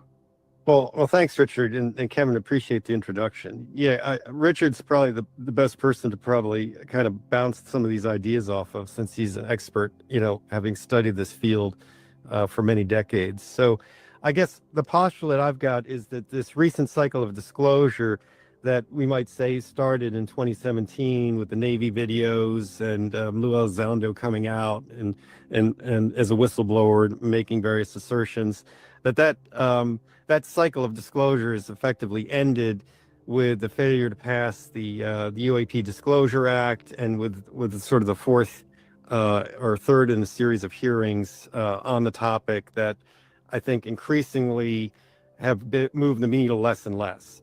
And so in some sense, it seems like the people that have been at the forefront of this recent cycle have said what they've had to say. It's starting to become stale in the sense of being repetitive. The conversation isn't necessarily advancing to new topics, but really more importantly, the mechanism in order to which to address these whistleblower issues is not gaining traction. And, particularly to kind of maybe amplify upon that, I think the essence of that Schumer-Rounds amendment was to create a management structure that you could argue perhaps mirrored the original process that was maybe put in place by Truman and Eisenhower to manage this topic, but to do it in a manner that was assured to have proper congressional oversight and proper transparency and accountability to elected officials, which had ceased to pertain at some point in the past. And so essentially by not passing this, Congress has written themselves out of any type of way forward, and without a control group to manage the policy aspect, then the government's really not going to be in a position to deal with ramification of any released material. And so increasing whistleblowers, increasing attention is going to force the government into a reactive mode and really a hunker down mode. So my view is that this cycle essentially has ended, and we should take stock of what worked and what didn't work to think about maybe a new way forward. So that's sort of my view on the current state of play. It's really, really provocative and interesting thesis, Carl. And honestly, there's a lot that you say that I find myself agreeing with. We've gone for, historically speaking, the UFO community, I'm going to say UFO here, has gone through, as you were implying, a number of cycles of this kind of process. Early 1950s, you could say, in the early 1960s, when the CIA director Roscoe Hellencoat, a former, resigned from NICAP after they had tried to get congressional hearings in 1962 and just totally failed. We all know about the Condon Committee from the late 1960s. That was another crisis, and actually there were many others after that. The FOIA era of the 1970s seemed like it was going to be another cycle where government documents were being declassified for the first time in the late 1970s, and it was exciting, and people thought, are we going to get the magic document that will prove the cover-up? And then that didn't happen. You had the Rockefeller Initiative of the early 90s, which kind of dovetailed with a lot of the Roswell investigations that were going on, and that didn't happen. And then you had in the 21st century, we've had a number of disclosure initiatives, and as you mentioned, starting in 2017, the last iteration, they've all risen and fallen. The only thing that I would want to emphasize that makes this last cycle different is, I think that it's raised the level of discussion publicly to the highest level that I think that it's ever been. More information has come out in this last 7-8 years, by far, I would say, than what we have seen in any of the earlier cycles. And so if it's true that this is the end of a cycle, maybe it is. I mean, the Disclosure Act failed 3 years in a row, as you pointed out. But I'm not quite convinced that the sleep cycle between this one and the next one may be as long as between some of the others. Like, I don't really know that I can predict that. It's that A, this actually is over. It could be. Or that B, if it's over, the interim between this one and the next one is going to be all that long. I mean, just one example, then I'm going to hand this back to you. Whistleblowers. So you were saying, and I think rightly, that if there's no mechanism that Congress has passed to allow the federal government to do anything about whistleblowers and information coming out, they're not going to be obligated to do. They won't do anything, and it'll just be hitting a wall. But I'm not convinced that powerful whistleblower statements will have no effect. I think that the spigot's been opened. There's been a number of people who are talking. We know there are many others who have spoken in Congress who have not been public yet. And so I'm not sure that it has really played itself out. And that's the only real hesitation I have. And as long as there are new whistleblowers coming out, as long as they have powerful, credible information, I think that could keep generating momentum in one way or another. Although, as far as legislatively, I agree. I don't know how that would happen if Congress can't pass a UAP Disclosure Act. Yeah, no, that's interesting. Yeah, I guess, history isn't necessarily like a linear arc, but maybe it's sort of, in this case, like a sawtooth. In other words, like 2 steps forward, 1 step back. And so maybe we're building, on previous work. So each of these cycles of disclosure, if you will, is maybe gaining more traction. But I still think like we've had a major reset. So I'm thinking back too, like you mentioned, NICAP, but if we look at the 50s, Walt Disney was approached at one point to try to, assist with some sort of controlled disclosure at 54, 55. There was the Emmeniger Sadler film. Yeah. Right. With the supposed Holloman Air Force Base landing footage that was withheld, that got released as UFOs, past, present, future, narrated by Rod Serling, as you know. But without that, government offered footage that was really the carrot to do that whole thing. You've had this, revelation in the 80s of the sort of co-opting of, some of the UFO researchers, Bill Moore in particular, right? Like that kind of discredited the field. So there's been several iterations, both, with the government kind of ostensibly positioning for and against, disclosure. That's created this cyclic process. But, the counter argument that's often offered is, okay, more whistleblowers could be coming. I mean, in essence, like we've seen that also, right? These other events. And so in some sense, when the whistleblowers come out one at a time and in public, there's typically a means to discredit them, right? Not necessarily legitimately, but often effectively. And so then the message gets discredited with the messenger. And so we're all kind of hoping for this sort of pristine, high-level whistleblower to come out, but those people are probably not motivated to do that, right? So you're not going to get that person. But if you do, and you get that sort of drop, maybe you're creating the problem that we're trying to avoid anyway, right? Which is this, what I would argue, the catastrophic disclosure. Like all this information comes out and implications, and society and institutions are not maybe ready to deal with that. The whole process of controlled disclosure was intended to mitigate some of these issues by creating a responsible approach, as opposed to, basically dumping this all out. So it's the difference between an impulse function that affects, public stability and legitimacy of institutions and the range of accountability, and smearing that out over time and through a slow, deliberative process where in the background, maybe you've mitigated some of these issues, let's say the government. So I'm a little concerned that, like, either that's going to peter out, or you create the problem that the whole UAPDA was intending to avoid, which is how to go from a stable pre-disclosure state to a stable post-disclosure state, which to me is very analogous to arms control, in fact, right? Like mutually assured destruction is stable but not desirable. Mutually assured survival is desirable and stable, but going from one to the other is highly destabilizing. And so how do you do that without really causing the problem? In other words, preemption, right? Like preemption in an arms control situation is what you're actually trying to avoid. So going from pre-disclosure to post-disclosure could precipitate that sort of catastrophic situation that we don't want.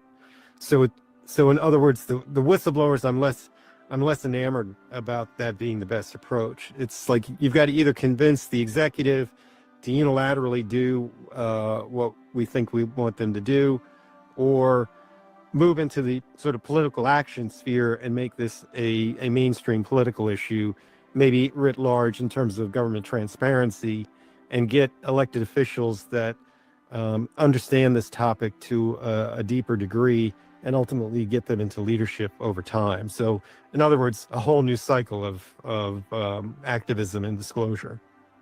When you put it that way, especially the last thing you said there, it just caught myself thinking, how in heck are you going to be able to get that many number of members of Congress to be sophisticated with this issue to actually do what you're saying? I don't know how that would be. One thing though, a couple of thoughts. So one, the idea of avoiding catastrophic disclosure.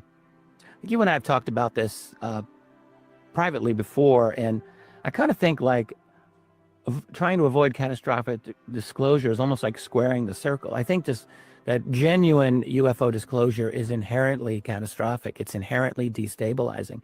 I don't really see how you can do it other than to roll out such a controlled level of disclosure that you're essentially, the state would have, I would almost say, totalitarian levels of control over information flow to an extent that it would be deceptive disclosure.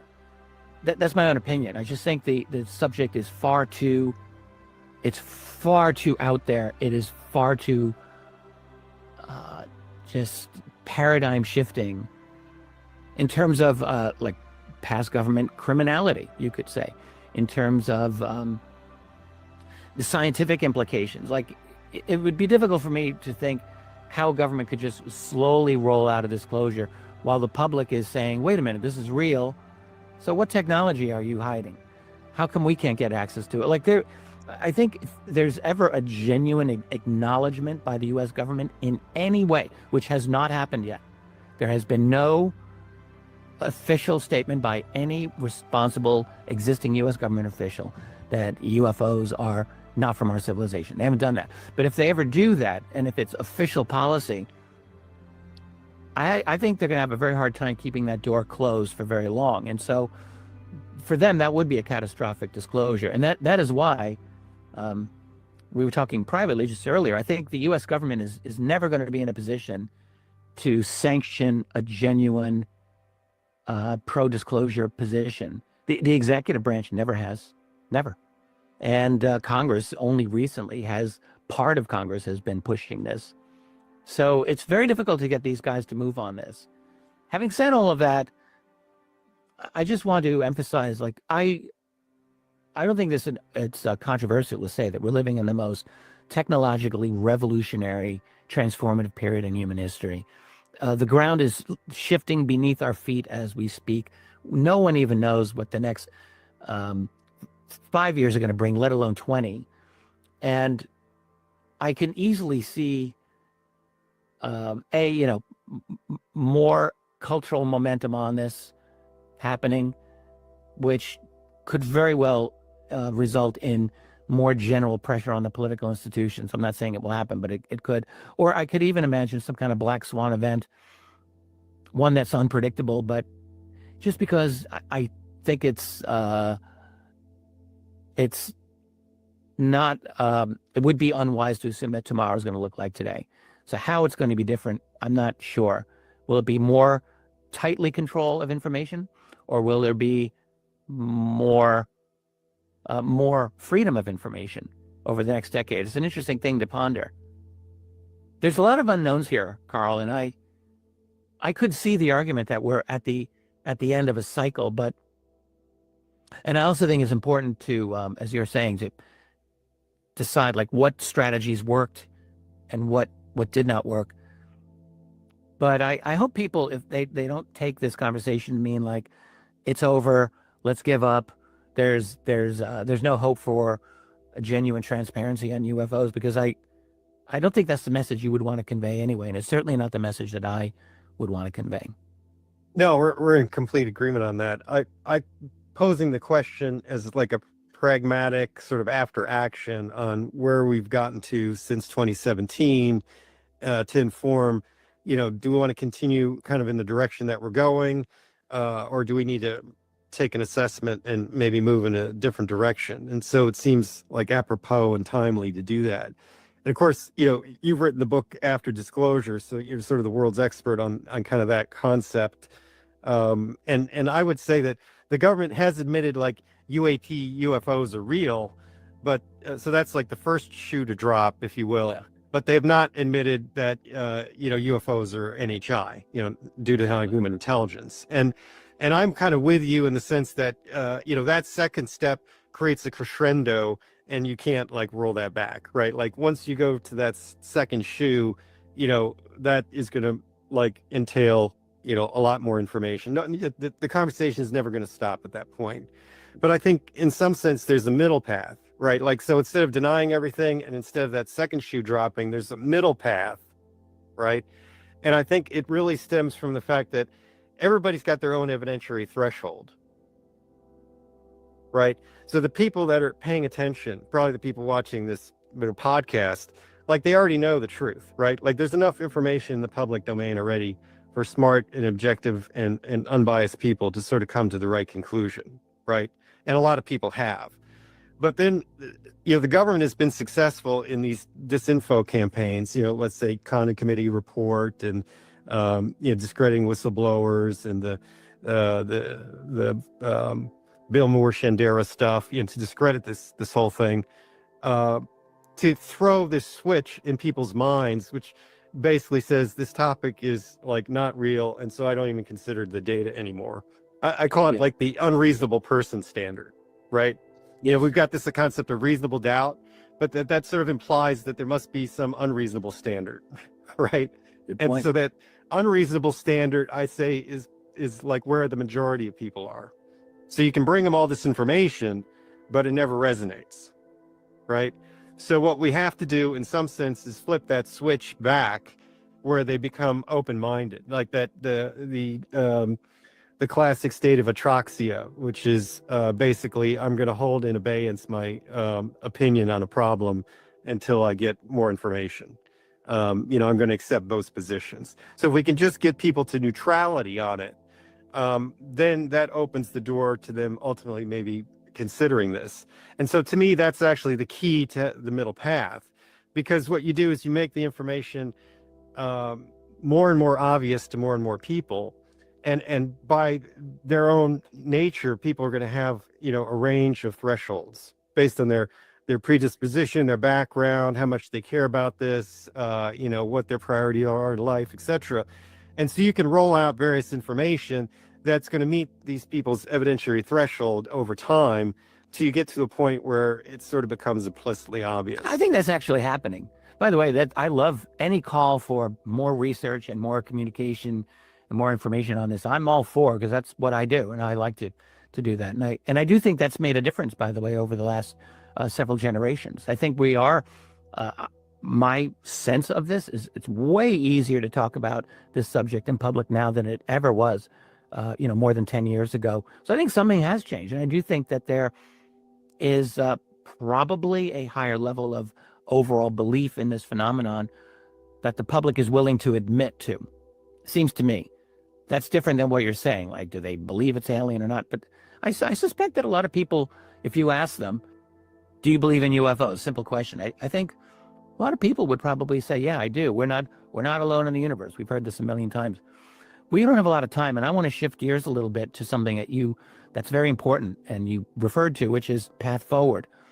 This is something that I really want to hear your opinion on. In the last hearing, just a month and a half ago, there was I think even more than one statement by members of Congress to the effect that there is something blocking forward movement on this matter within Congress, and that they don't know who's doing the blocking. I do think that, like, you've got members of Congress, they're convinced that there is a force that they are contending with. Maybe they know and they're just not saying in public, or maybe they genuinely don't know. But I'm sure you have thoughts about this. And in terms of anything prescriptive for the future, I guess I want to segue here and ask you, what do you think would be a good prescription for future action? And specifically, I want to include these dark forces within the government and the Pentagon and the IC, who are undoubtedly behind this. Yeah, no, that's a good question. I was on a panel with Diana Polsolka at a conference that Peter Thiel had hosted last year called Hereticon, like, talking about heretical concepts. And it was funny because probably pretty much everybody thought they were heretical, but they're pretty much all kind of in the same zone on almost every topic. So it's pretty funny. But we offered on our panel, Diana and I, on our panel, that non-disclosure is actually universal across all cultures and time. In other words, throughout human civilization, there's been certain information that is threatening to the power structures that exist. So there's sort of elites that kind of control this information. And you could put the UAP topic as a subset into that, right? Absolutely. Over that whole amount of time. Jim Marrs, just to jump in, wrote Ruled by Secrecy about 25 years ago. Still a classic. And that's exactly what that entire book is about, historically. Yeah. Anyway, right. Go on. So what we're talking about is like changing that paradigm, right? On probably one of the most central issues that would be in that non-disclosure job jar, right? So, like what we're talking about here is not just sort of a priority or important or historic, it's transformative, it gets to the level of biblical in the sense that the world is different after the event, and just you can remove the religious overtone, but like a biblical event, changes the world. And so that's kind of the nature of this. So we're talking about something that's extremely profound. So I would opine that there are people in Congress, particularly in the Senate, that know the truth, but they're still products of the system, and they're, comfortable operating in the system, but it's maybe just too big, right? And the ramification too great. But I would go back also to what I said at the first Seoul conference. There's sort of 6 reasons for non-disclosure. There's the national security reason, right? With the typical, you don't want to tip your hand to your adversaries. You don't want your adversaries to get an advantage, etc. You've got this idea of a lack of a plan. Like, how do we deal with a ramification? Technology of unknown origin or NHI intention. You've got to have a plan to deal with that. You're not going to come out and say, all this is happening, but, as a government, we don't know what to do about it. You've got the potential for societal disruption due to ontological shock or the implication of institutions being implicated in, covering this up. You've got the potential for covert agreements where people are benefiting from the status quo, either monetarily or through power structures or other agreements that would either precipitate or avoid bad consequences. You've got the potential for covering up misdeeds. And you've got just the regular organizational intransigence and lack of priority. Just have better things or other things to do. So those all have to be overcome to get disclosure. Ultimately, you want to contract the national security reason to the core, like we did with nuclear weapons and nuclear energy, such that you can make this available. And then you've got to work off those other issues, the plan, societal disruption, etc. And so you can imagine, I think this is sort of true for first principles, there's various factions, right? There might be a faction internal that wants to see this happen but doesn't know how. You've got a faction that's benefiting from the status quo, Totally. And they don't want to see that happen. You've got people that are good intention but don't have the authority or the purview to do it. You've got people that maybe know and could do something but they're not up to the challenge. You've got people that are in the sort of pro-disclosure camp, but they've got maybe a less informed understanding of how to how to move forward. And then you've got just sort of everybody else that sees this, that switch is flipped that I talked about before, the unreasonable person standard. It's just a topic that is, not a serious topic, and people don't even look at it. So I think all those things predicate a difficult situation. But I'm with you. The idea of this conversation is not to say we're in a pessimistic state. It's to let's take stock of what's worked up to this point, what's not worked, particularly in light of previous cycles of disclosure, and maybe offer some hope for the way forward. So what would, maybe I'll kind of opine at the end, but what you've written a book on it. So what, Well, yeah, so I don't know how much time we have left, and I know we're supposed to do this for 30 minutes. So Kevin, you just keep tab on this if you are able to. Very quickly, one thing that I definitely saw is that mainstream media, establishment media is really important. It's crazy to say that because we're all of a habit of saying no one cares about the establishment mainstream media anymore. It's dead. It's not dead. It's actually very, very influential, not necessarily over ordinary people, but over the political institutions. So as an example, I'll just point out the 2 Wall Street Journal articles that appeared last, I think it was June, that were so execrable and just awful. But, I asked myself, what were they written for? They weren't really for the general public. The general public reads the Wall Street Journal, but political people do. Congressmen, even if they don't, their staffers do. They're very aware of what the Wall Street Journal has to say. And I feel very confident to say that the 2 journal articles that came out were explicitly designed to throw as much cold water on the UAP Disclosure Act, which was upcoming, which was going to be up for a vote. And this was a step that they took. And I think it was successful, probably.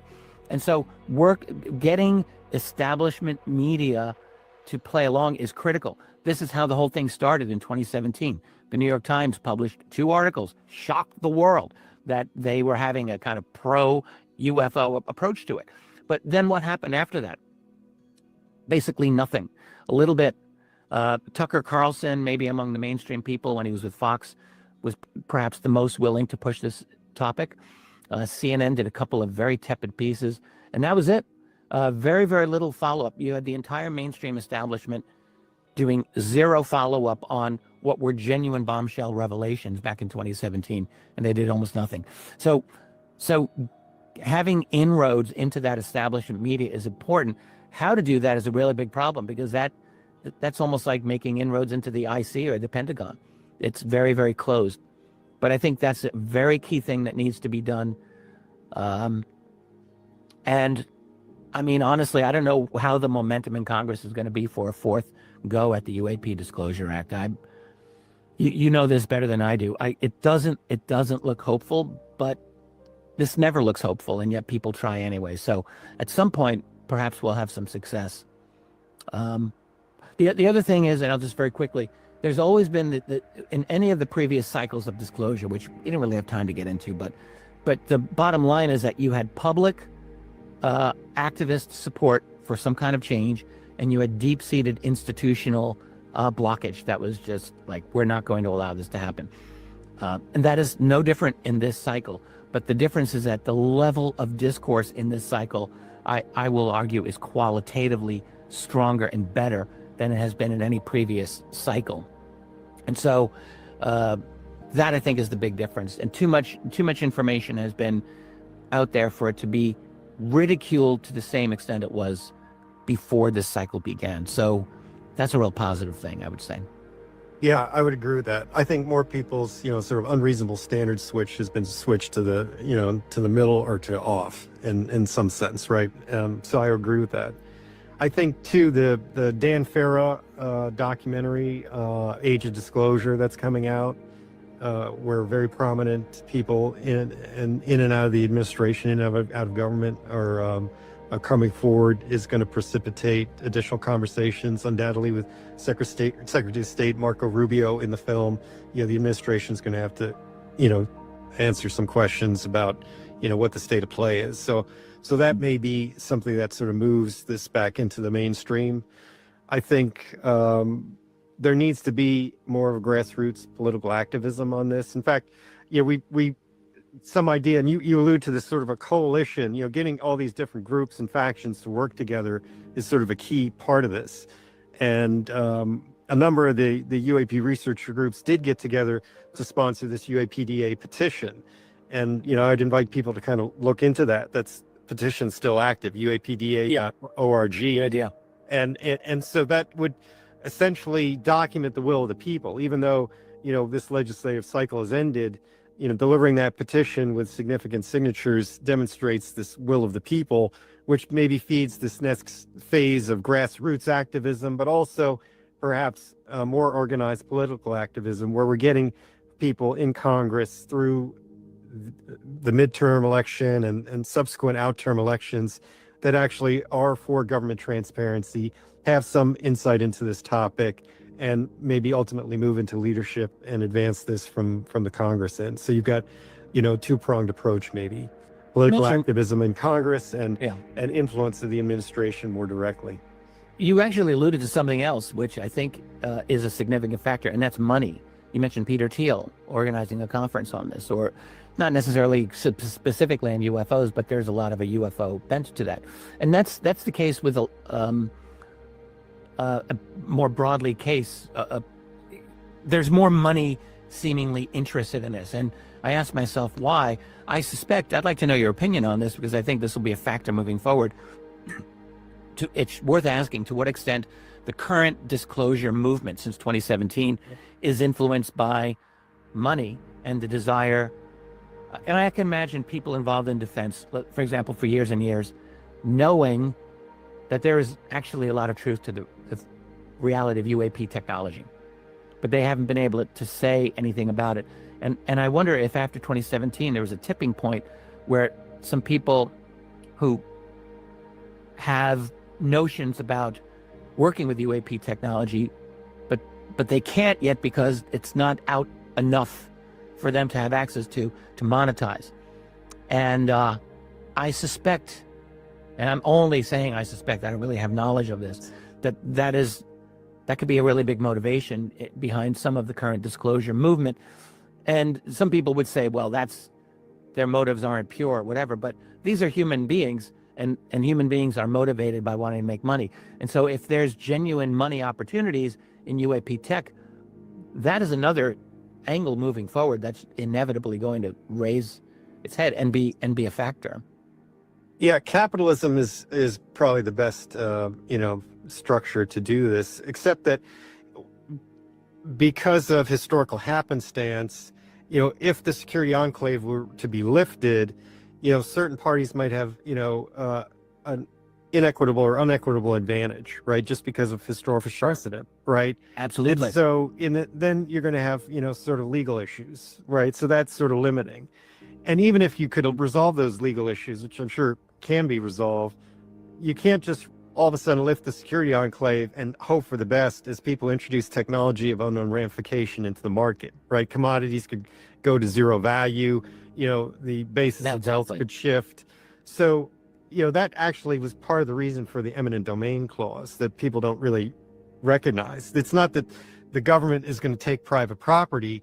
What the government was essentially saying was, this material, there's no precedent for private ownership of this material. So the government is going to manage that process and to develop, a bigger brain trust to look at it, and then to determine what the ramifications are, make faster progress, hopefully, and then move into a regulated environment where this stuff could be reintroduced into the streams of commerce as a step, ultimately, maybe getting to the free market.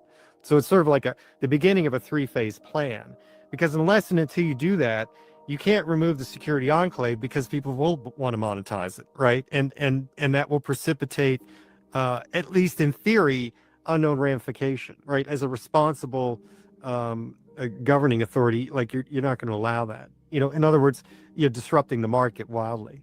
But ultimately, you want to get into a free market state. So how do you do that? It's sort of like the same problem with arms control. You've got to kind of do that incrementally. But those incentives, I think, are starting to drive VC investors and people that are more in the know than others. And they're maybe, in some sense, chomping at the bit to put money into this.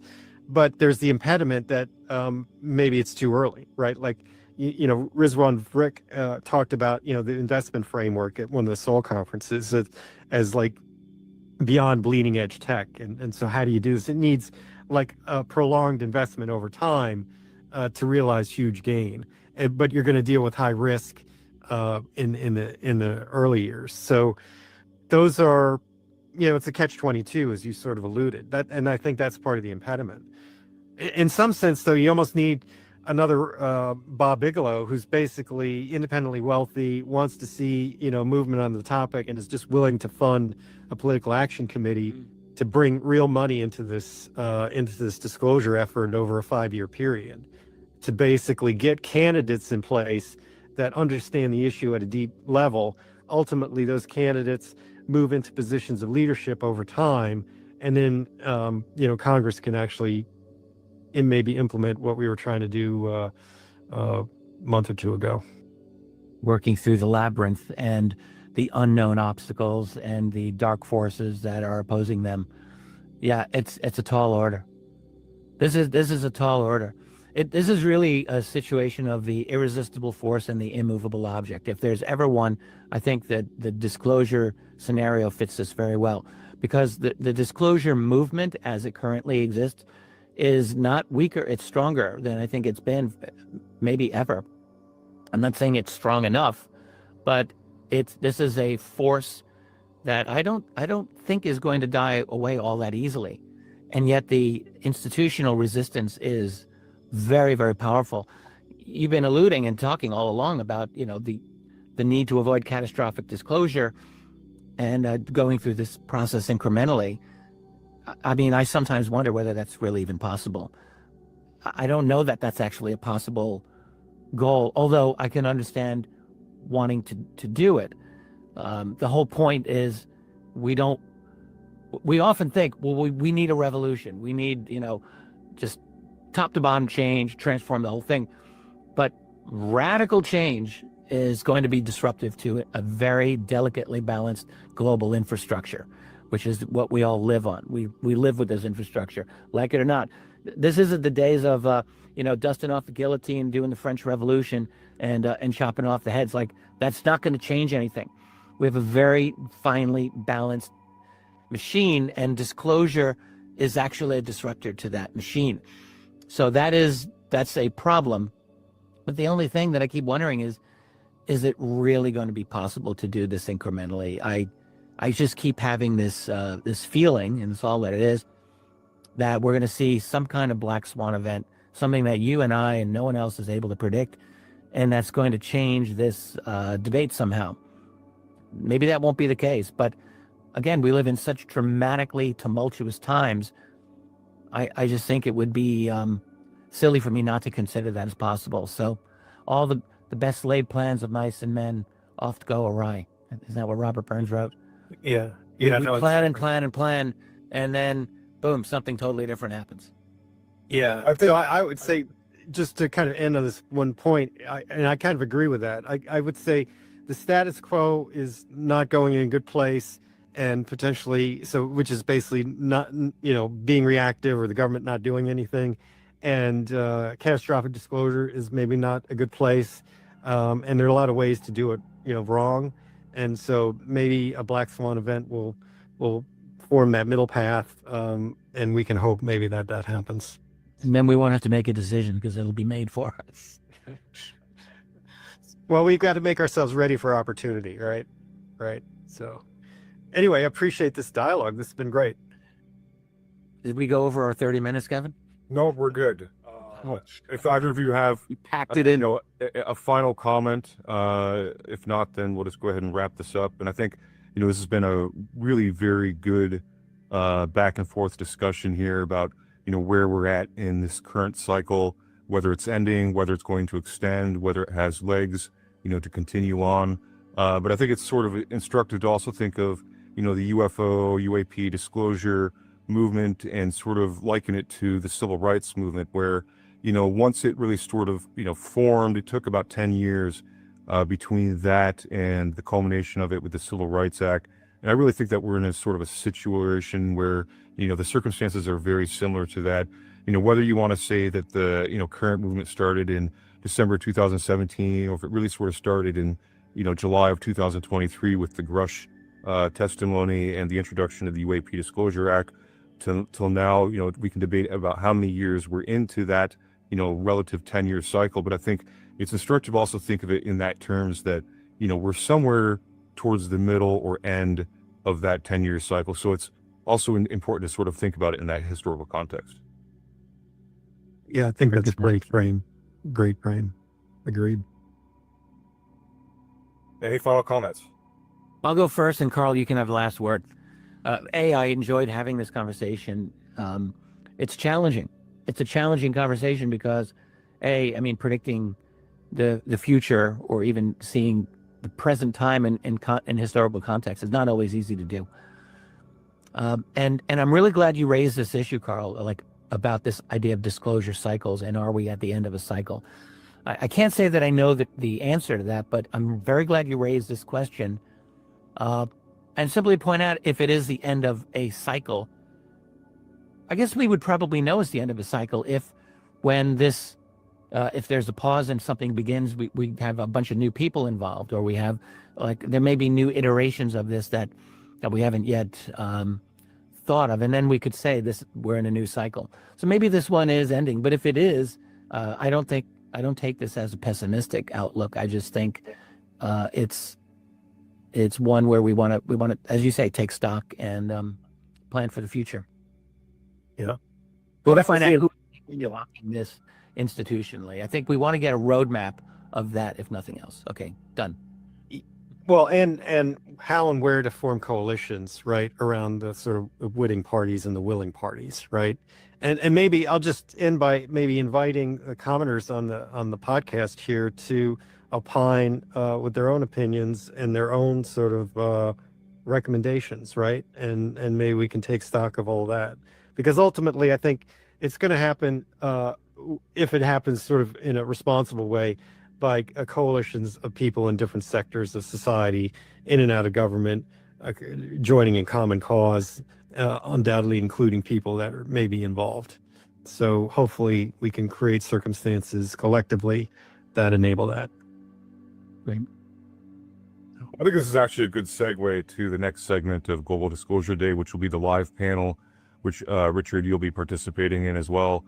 And it's going to sort of continue on naturally from where we're concluding this discussion, which is, the status of disclosure, what does it look like, where it goes from here, and what its implications are. So thank you both to you for your time today and a great discussion, and look forward to seeing you all again soon. Thank you.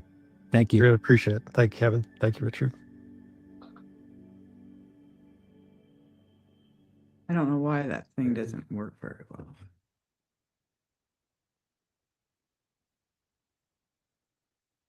That was a very interesting discussion. I would like to add one thing, that those of us who are with the New Paradigm Institute and the Romero Institute would like to add that there is the dimension of faith. We are people of faith.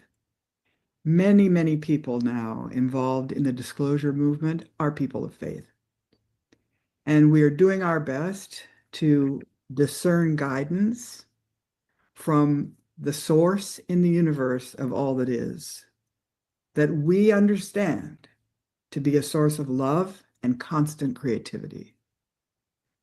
So that's another factor that, in our opinion, is at play. Because this beautiful place, planet Earth, that gestates life constantly, every minute, provides everything any of us need to survive. This planet and humanity are facing existential threats that could destroy all of us and destroy this great experiment here. So, of course, the question of disclosure for us is also a question of truth, because we believe in people. If they have enough information, if they have enough information to make decisions, to form policies, to create institutions, to create educational programs. And So the truth is the first step, because disclosure could help us bypass, avoid, move above, go beyond the existential threats that we face today. I'm happy to introduce Jim Garrison, who is going to moderate the panel. Hi, Jim. Who's going to moderate the panel of experts that are here to talk about how this issue relates to what their constituencies are concerned about or what they know in terms of their knowledge about it. And Jim is a person with tremendous experience as a global convener. He's perfect to lead this discussion. And he will explain to you who the people are and what's going to happen. Thank you so much for being here. Thank you, Sarah. And thank you, everyone, for this opportunity to be part of this extraordinary day in the global calendar. I've been sitting here since the broadcast began, just marveling at the reality that this is our second Global Disclosure Day. And I want to bring in two aspects that were present at the original Global Disclosure Day on October 20th, 2024, when Bertie Jaworski and Katie Amron came up with the idea, and we began to plan with only 5 weeks to go, that October 20th was that day that had been designated by the original legislation by which the government agencies and the contracting corporations had to turn over all their information about UFOs, as Danny mentioned, since January 1, 1945. Now, we realized that there was an opportunity here in the spirit of Earth Day to convene an awareness and a gathering around the world to celebrate what I think all of us understand is the most momentous event possibly in all of human history. The awareness that we are not alone. And so Global Disclosure Day has been conceived as an intention to celebrate this extraordinary moment in human history, like Earth Day, which is now just part of the global calendar of events. It is our sincere hope that Global Disclosure Day will become one of those commemorations each year that all of humanity embraces. And while Earth Day was about our relationship to the Earth, Global Disclosure Day is about our relationship to the cosmos. And I think this leads to the second impulse, which I want to bring in because I think the formation of the Citizens for Disclosure groups was really the first time in this historical momentum of disclosure where citizen activism, pressing for disclosure, was initiated and took shape. I think that that is probably the most important single ingredient in the disclosure process. This is way more than just the government, my friends, as important as the government thinks it is, and in fact is in many ways. The people of the world, Citizens for Disclosure, worldwide, is now gaining a momentum that both short-term and long-term will perhaps exert as greater influence on disclosure than anything that has come up to the present point. So it's in that spirit that I would like to initiate this discussion and to invite our panelists. We have quite a few. We'd like to invite first Congressional Representative Mr. Burleson, who's been very active in the UAP disclosure movement in the U.S. Congress, and in fact chairs the task force that's designed for carrying this forward. Ross Coulthart, easily the premier journalist in the world from Australia, dealing with matters of unidentified anomalous phenomena and disclosure politics, not only in the United States, but globally.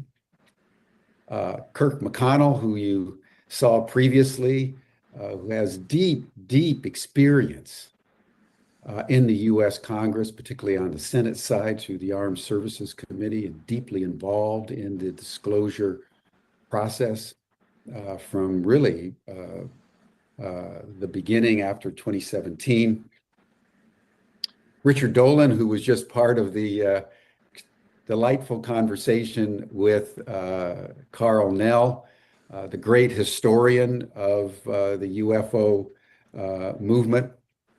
Anna Brady Estevez, who worked for many years with the National Science Foundation and now is the founder and CEO of American Deep Tech and is exploring all things extraterrestrial in space and many dimensions of what that implies. Danny Sheehan will be back, the president of the New Paradigm Institute, who's been involved actively since the late 70s in this domain and has gathered a deep experience from the legal and political point of view about these matters.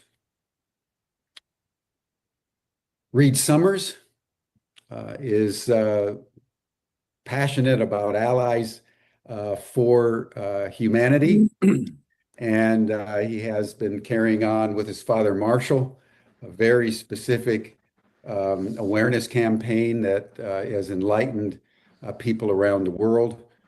Chris Bledsoe, who is an experiencer, I would say, par excellence, maybe the most studied experiencer in the world by the intelligence communities and the academic communities and the space communities. It's really been an extraordinary journey that Chris has been on. And Randy Hayes, who's the founder of the Rainforest Action Network and is now involved as the executive director of Foundation Earth. And then finally, Jesse Michaels, who you all know, he's the convener of American Alchemy, one of the most popular podcasts in this domain of unidentified anomalous phenomena and extraordinary science and phenomenology. We're going to be dividing the next 90 minutes into three aspects around three questions. First, we're going to be discussing what is the current status of disclosure. You just heard Carl and Richard discuss whether we're at the end of a disclosure cycle. Are we not at the end of a disclosure cycle? What is actually going on in terms of disclosure? Then secondly, we're going to discuss what would be revealed if disclosure happened. What's been hidden and what needs to come to the light of day. And then thirdly, we want to ponder the deeper question: who are these beings? What's actually going on here as humanity comes into contact with technologically advanced non-human intelligences in an incontrovertible way, around which, as Carl Nell put it the most concisely, there's zero doubt. So let's begin with Eric Burleson on the question of where we're at in terms of disclosure. Congressman, we're delighted that you're with us today. And why don't you start off, and then we're going to have Kirk McConnell comment, and then Danny Sheehan, and then we'll open it up for about 30 minutes or so, and then we'll segue to the next question, and then we'll evolve our way toward the closure. So Eric Burleson, give us an update from the U.S. Congress as to the current state of disclosure. Thank you, everybody. And it's good to see so many friendly faces and people that I've come to know over the last couple of years in this journey down the rabbit hole, if you will. I really felt that it's my job to take this seriously, particularly when we had pilots and other people that were consistently coming forward and expressing concerns. And so to me, I feel like what was lacking is a serious investigation or a serious attempt to actually get to the bottom of it. And so that's kind of what my approach has been. Been heads down on it for the last year or so. And particularly after I saw the first, or was part of the first hearing with David Grush, I became aware, just from the private sector coming in to, the way Congress works, became just frustrated with the focus and attention of the people the staff that we were relying on, particularly staff that were, in some cases, we would be in meetings and they would giggle and walk out of the room when this topic would come up.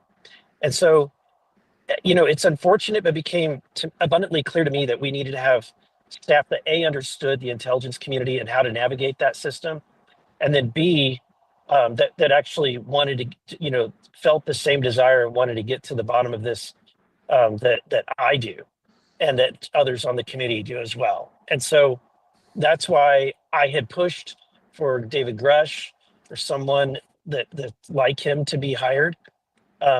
The committee did not accept, the committee staff did not accept that. So I basically bent over backwards to try to figure out how to navigate a way in which to bring him onto my team, and so that we could at least have some level of senior consulting as we investigate this topic. And he has been a tremendous asset to me and everybody else on the committee. And so because he was not hired by the committee staff and hired by me, he has to consult me. He's not allowed to be basically an extra employee for the committee. So that's how we've kind of had to navigate that, but I think it's been very productive. I felt like in our journey, where we're at is we had the last hearing.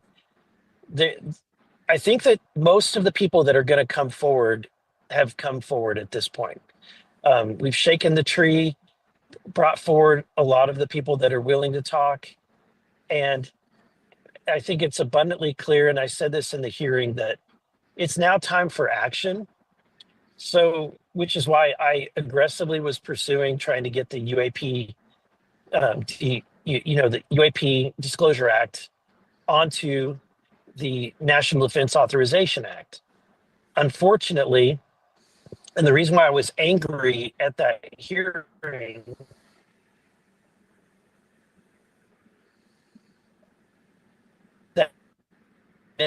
which I felt was in the scope, germane to, deemed not germane by the Rules Committee staff, not the chair or staff or the elected official, but by staff on the Rules Committee.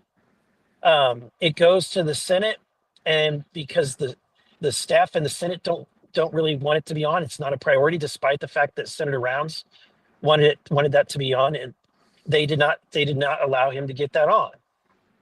It went to the floor, and I would say that the reason why Chuck Schumer was not able to get it on is because why would you cooperate with Chuck Schumer when he's in the middle of having a very controversial moment where he's not cooperating or willing to negotiate when it comes to the government shutdown. So the sentiment and the attitude in the Senate is, why would we give this guy a favor?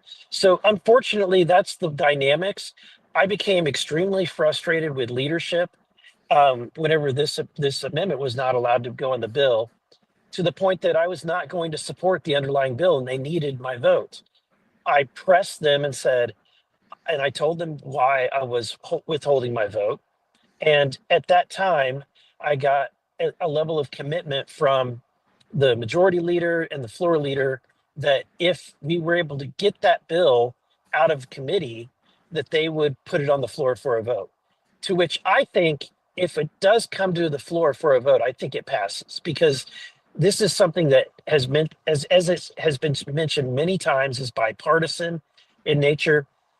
There are a new number of Republicans who support this, and just as many, probably as a percentage, of Democrats that support it as well. So I think that there's a reason why staff have been difficult to work with, and difficult to actually get them engaged in this topic. And look, the motivation for most staff, unfortunately, and Kirk has an insight because he was a former Senate staffer, but many of the House staff seem to be focused on their next job. And this is not a topic, and delving into this topic is not something that puts you in a position to get promoted or to move on to a lobbyist job. I'm just speaking what my thoughts are, and why we seem to have a lack of the appetite to do something.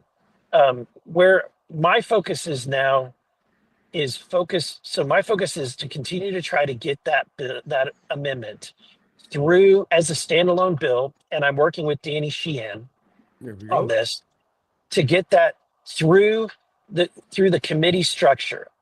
That will be probably the biggest hurdle, which means that we can focus our political capital on the chair, which I think that the chair would probably be Mike Rogers, and that would be under his purview, and probably under intelligence, which would be under Rick Crawford, and there may be a component that Jim Jordan has an involvement with. But that's narrowing the number of people that we would have to focus on in order to make movement happen. And so the fact that leadership has said, you get it out of committee, we will give it a vote on the floor, that's a strong indicator. And really, we just have to get the bill to that place so we can hold their feet to that commitment. In the background, I will say, we had a lot of the witnesses that came forward, and during this whole investigation, for me, this last almost year and a half or more, I've spoken with so many people, and in the course of this, have taken lots of notes. I have lots of names of individuals that I'm going to be reaching out to. These are people that are obviously not coming forward voluntarily, but we're trying to make soft contact. I'm trying to make soft contact to just at least have a conversation in a non-official capacity, hoping to be able to get more information, and then eventually hoping to get more people to come forward in an official capacity. But the people I'm focusing on are people that have been reported to be a part of the legacy programs. And so that is my effort. I have some meetings with people within this administration's leadership that are coming up, that are going to be key meetings, because I think that this White House, this president, Donald Trump, is a disclosure president. And I think that as long as we elevate this topic and make it important and make it clear that the American people want disclosure, I think that that Trump is probably apt to do that. I think that it's probably a topic that is lower in his priorities as other things. So our job is just to make it a top priority for the president. And really appreciate all of the work that you're doing. I'm a big fan of Ross's work and Jesse's work as well. And I really appreciate everything. Richard Dolan and I. And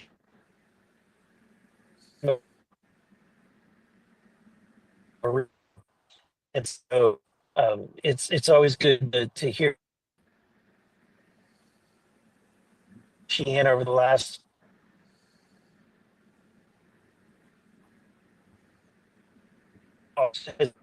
asset to me, has come to my office patiently and counseled me multiple times. And then Anna and Chris Bledsoe, really appreciate your efforts in this as well. You've been tremendous to work with. And so if anything, I will say it's been when people ask me about this topic, I say, well, it's never boring. It's never boring. But I will say the other aspect of this is that look, people ask me all the time, do you like your job? Do you like being a member of Congress? And I'll be honest, the first couple of years were pretty miserable. It is not the glamorous job people think that it is. I travel 20 hours a week just to get there and back home and sleep in my office. And so a lot of times it's very frustrating because you can't get a whole lot done. But it has been this journey that when people ask me, do you enjoy it? When I hear that, I think about this topic, and yes, I am enjoying it. And most of that enjoyment has been getting to know many of you within the UAP or UFO community. And so with that, I will yield to the rest of the group. Thank you, Congressman. It's so delightful to hear what you're saying and to know that we have a real ally with you in Congress. So thank you so much. I think we'll turn quickly to Kirk on the Senate side to get his assessment of what Congressman Burleson was just updating us about on the House side. And then Danny, will turn to you for your comment on the legislation that you're working with Burleson's office to get through the committee. Kirk? Yes, thanks. First, let me say that I'm greatly encouraged by Mr. Burleson's comments. He's a politician. He has a way better sense of having his finger on the pulse of the Congress and the nation than I do. I will also say that I respectfully don't agree with my friend Carl Nell. I don't think that we have to be so discouraged by the defeat of the UAPDA for the third time. I think there's a lot of reasons for hope that this issue is not going to be in a significant down cycle, and that's what I certainly hope. As we've seen from Mr. Burleson, there is certainly a lot of energy in the House among members of the Oversight Committee, and that in itself is encouraging. I hope that what I'm about to say is not true, but I think it might be, and I definitely feel that this is maybe the case in the Senate. That we have a problem that there's not been quite enough of what members in the Senate would say are firsthand sources with direct involvement in the legacy program.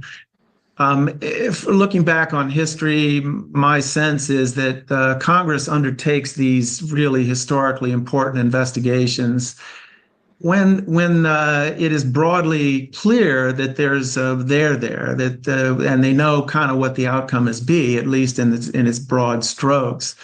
You think about Watergate, the Church Pike committees, Iran-Contra.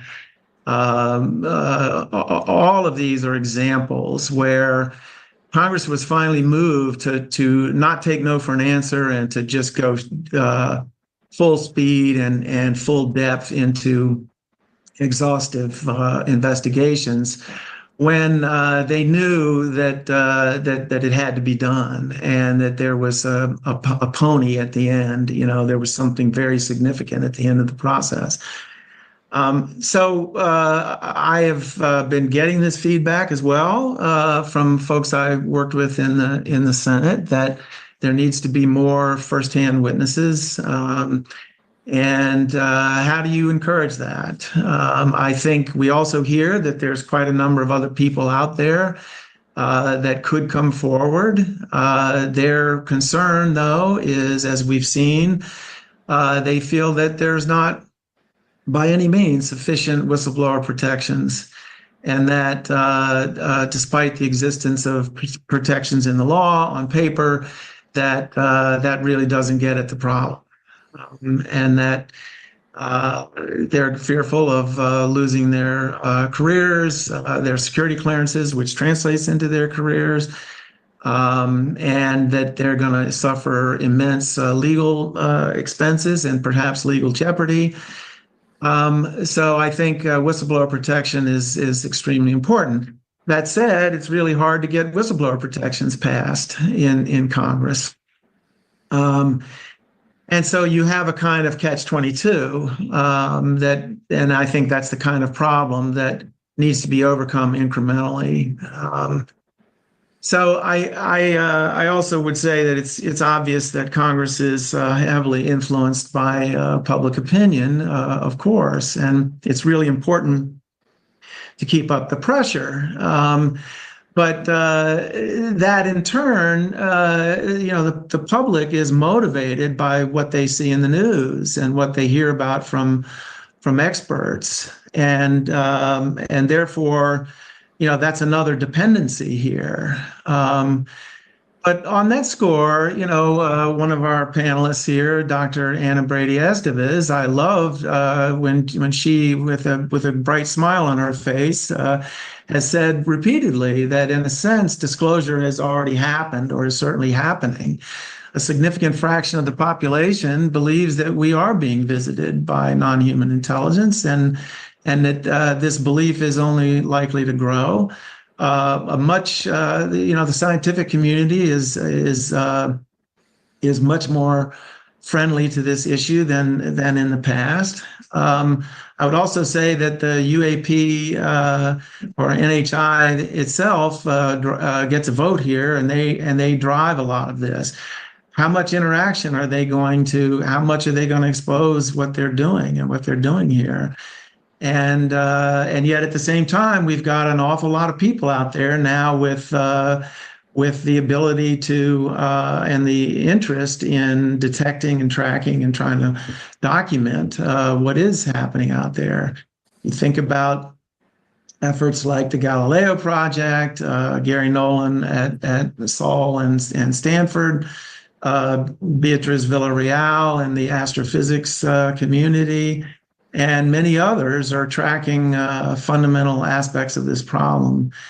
And a number of scientists and engineers working on new physics concepts to explain UAP characteristics and behavior is unprecedented. You think about Skywatcher as another example of a private initiative. There's also the experiencer community, the people who have had actual direct interactions, and certainly a large number of folks who report abduction experiences, who retain the ability to communicate with NHI. This can be used and is very likely to be used or exploited to gain insight into physics and intentions and so forth. So I'm actually on the optimistic side. I think with work and perseverance of groups like this, we can continue to amp up the interest and the pressure on the part of the American people, and that will translate into action by the government. I'll stop there. Thank you so much. Danny Sheehan, give us an update on what you and Congressman Burleson are preparing for the committee because it strikes me at least that this may be our one way through for this year, if we can pull it off. So give us an update on the actual work that's being done. Well, this is great, gang, because yeah, I wasn't sure I was going to be able to talk about this today, but that the congressman has informed you that Congressman Burleson has resolved that he is going to be willing to place a standalone bill into the House of Representatives.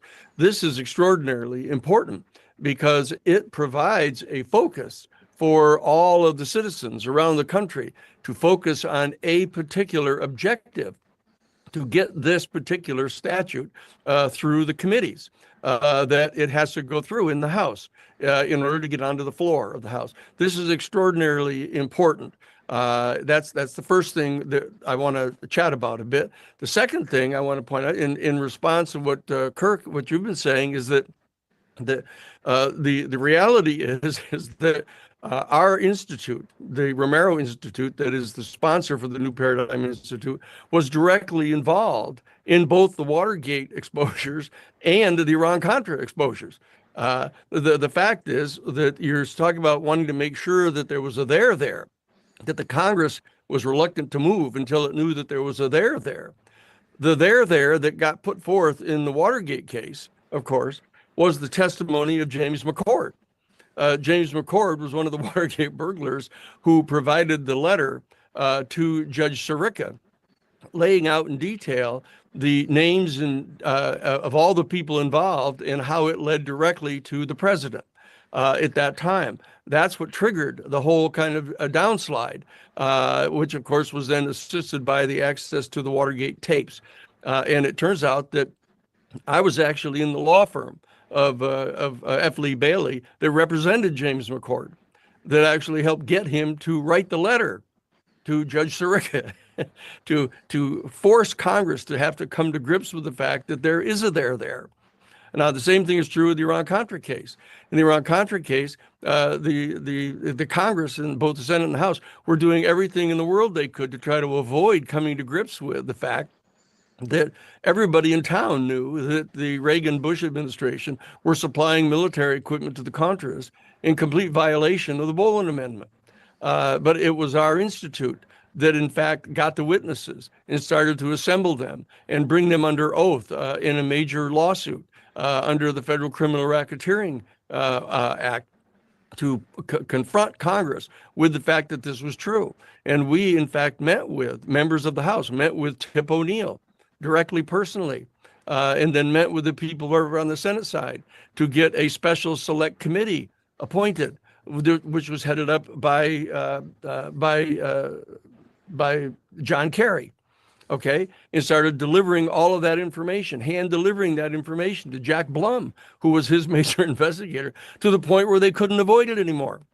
Okay, that's what we have to do here. And Kirk is giving us that advice directly as a 24-year senior staff member in the House Armed Services Committee, saying, look, this is the kind of thing that you need to do.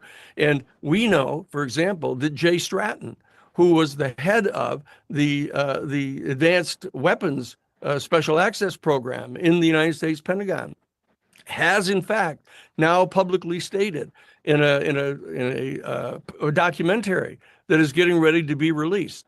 The documentary that Dan Hara has produced called Age of Disclosure, Jay Stratton there says directly that he has personally been in the presence of an acknowledged non-human origin extraterrestrial spacecraft and the beings, the non-human beings that were recovered from a spacecraft. He has said that now, okay? And the United States Senate now knows that he's going to say that.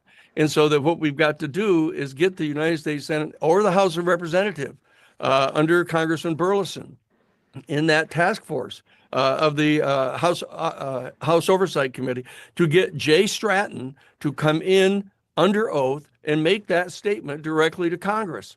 And we have the bill that Congressman Burleson is going to be introducing We've been asked directly, our New Paradigm Institute, to work on the actual content of that bill.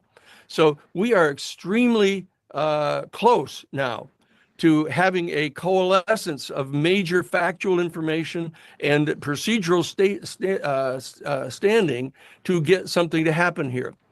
So that I think that we all have to agree with Richard Dolan and with Kirk that there is a lot of reason to be optimistic now, not to be compelled by Carl Nell to think that, oh, the cycle is over and it's going to take another decade to go. And now, finally, in my opening statement, I just want to say this to the panel. I say, let's remember who Carl Nell is. I mean, Carl Nell has just come in front of you and told you a series of extraordinarily interesting concessions. He keeps on saying over and over again that the best informed people, even the people watching this, the almost 500 people that are watching this, they know what the truth is. They realize what the truth is. The problem is getting other people to come to understand what the truth is. What is he telling us the truth is?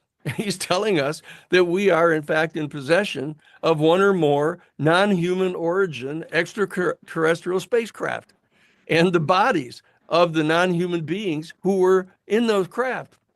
He's telling us that, okay? And he's telling us what we need to do about that, okay? He is a guy who was on the UAP task force in the United States Pentagon. He is a fellow who was a high-level executive in the Lockheed Martin Corporation that has one of those craft. Okay, this is an extraordinarily important person that you've just listened to in the discussion with Richard.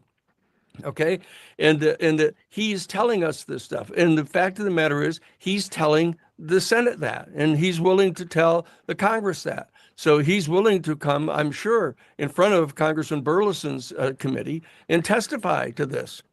These are important things for us to keep in mind as the citizens who are working now to get Congressman Burleson's bill passed in the House. It isn't absolutely necessary to have gotten it inserted into the National Defense Authorization Act, even though that would have been an easy procedure. But the fact of the matter is, as long as we have a standalone bill that in fact really requires the full revelation of what's going on, that will be important. And one thing in closing, you'll note that what Carl was telling you is that the Senate bill that was drafted, the Schumer-Rounds bill, was in fact crafted to basically attempt to continue the efforts that were undertaken by Truman in establishing MJ-12 to keep this under control. That's really what it was. Ross has talked about that repeatedly in his reality check show. It's important to understand that. So what we have the opportunity to do here now is to modify that act to get it so that it doesn't have that objective, that it really has the objective of securing full yet responsible disclosure, and also preparing our country and our planet to accept this reality and to be able to adjust to the reality that they're talking about. So these are all important things that I want to get put in front of us as we kick off our panel discussion here to try to determine, what you think the chances are that we can succeed in doing this. So I'd like to turn to both Ross and to Anna Brady Estevez. I know, Anna, that you got things you have to do here today too, but I'd like to get Ross's input on this right away, and then move right to Anna, if we can, to have our panel move into this discussion. Go ahead, Ross.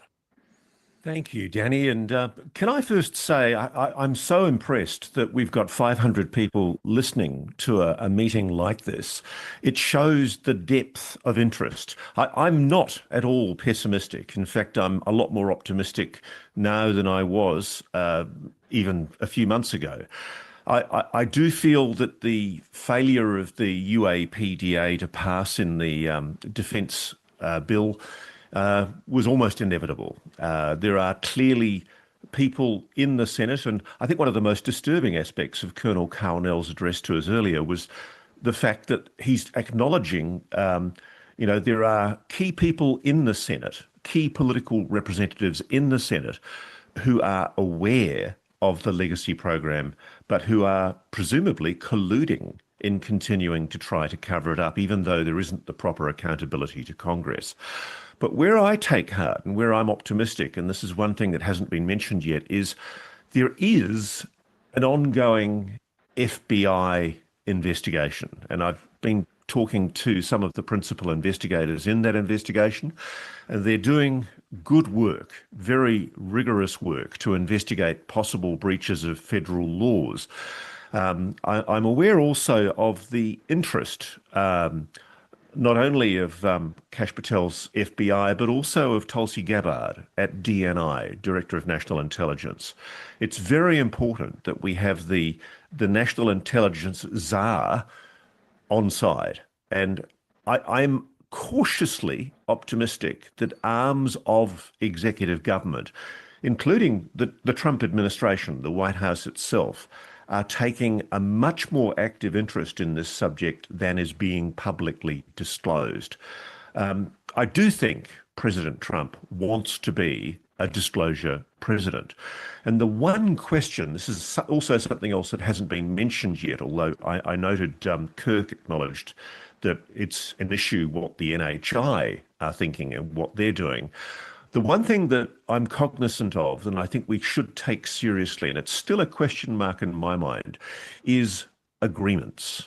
When I interviewed David Grush, he couldn't talk in detail because of the limitations of his DOPSA, his Defence Office Pre-Publication Security Review, but he did acknowledge the existence of agreements, some kind of undertaking between representatives of planet Earth, humans, and non-human intelligence. A mind-blowing concept, but is there, and this is a residual question in my mind, is there some kind of an agreement that is restraining executive government from telling the public the truth? I sincerely hope that's not the case. But in terms of broad feedback, Danny and everyone, I'm cautiously optimistic. I know there's a lot going on. I'm heartened by the degree of public interest. As a journalist, I've never in my long career had the degree of interest. I receive maybe 10 to 50,000 messages, emails a week. I can't possibly deal with the volume of interest that I'm getting. News Nation, the network that I work with, have very kindly supported the work that I'm doing because they recognize, frankly, that there's a huge audience. Right. So I'm cautiously optimistic. Great. Good. Thank you. Let me focus the conversation, and thank you, Danny, because I think we need to broaden it now to what will be revealed when disclosure happens. Because I think that's really what's up. The machinations of the government are one thing. The growing momentum of the people's activism is another thing. The fact that the cat is out of the bag at so many different levels, as Ross was just saying. So, and as someone who's been involved with the NSF and now with space exploration, what do you think will be revealed when disclosure takes place?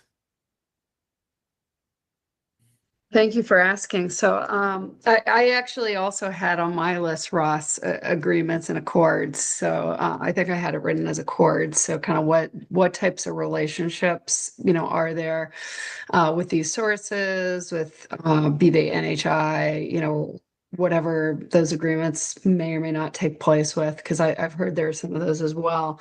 And it would make sense that there would be, right?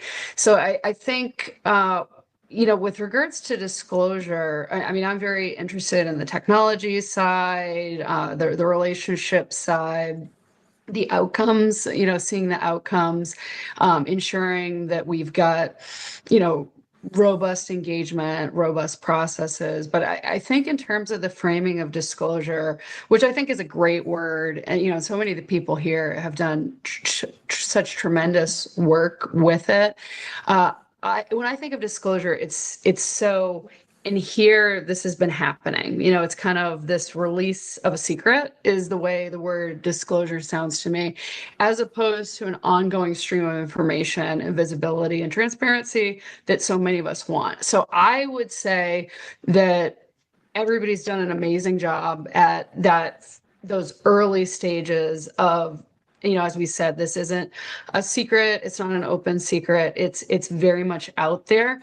And to be frank, as I've said before, I'm very, very interested in this. I mean, when I was in government, so I was a program director at the National Science Foundation, leading a number of portfolios, including energy, digital assets with some AI, and the third largest space portfolio nationally.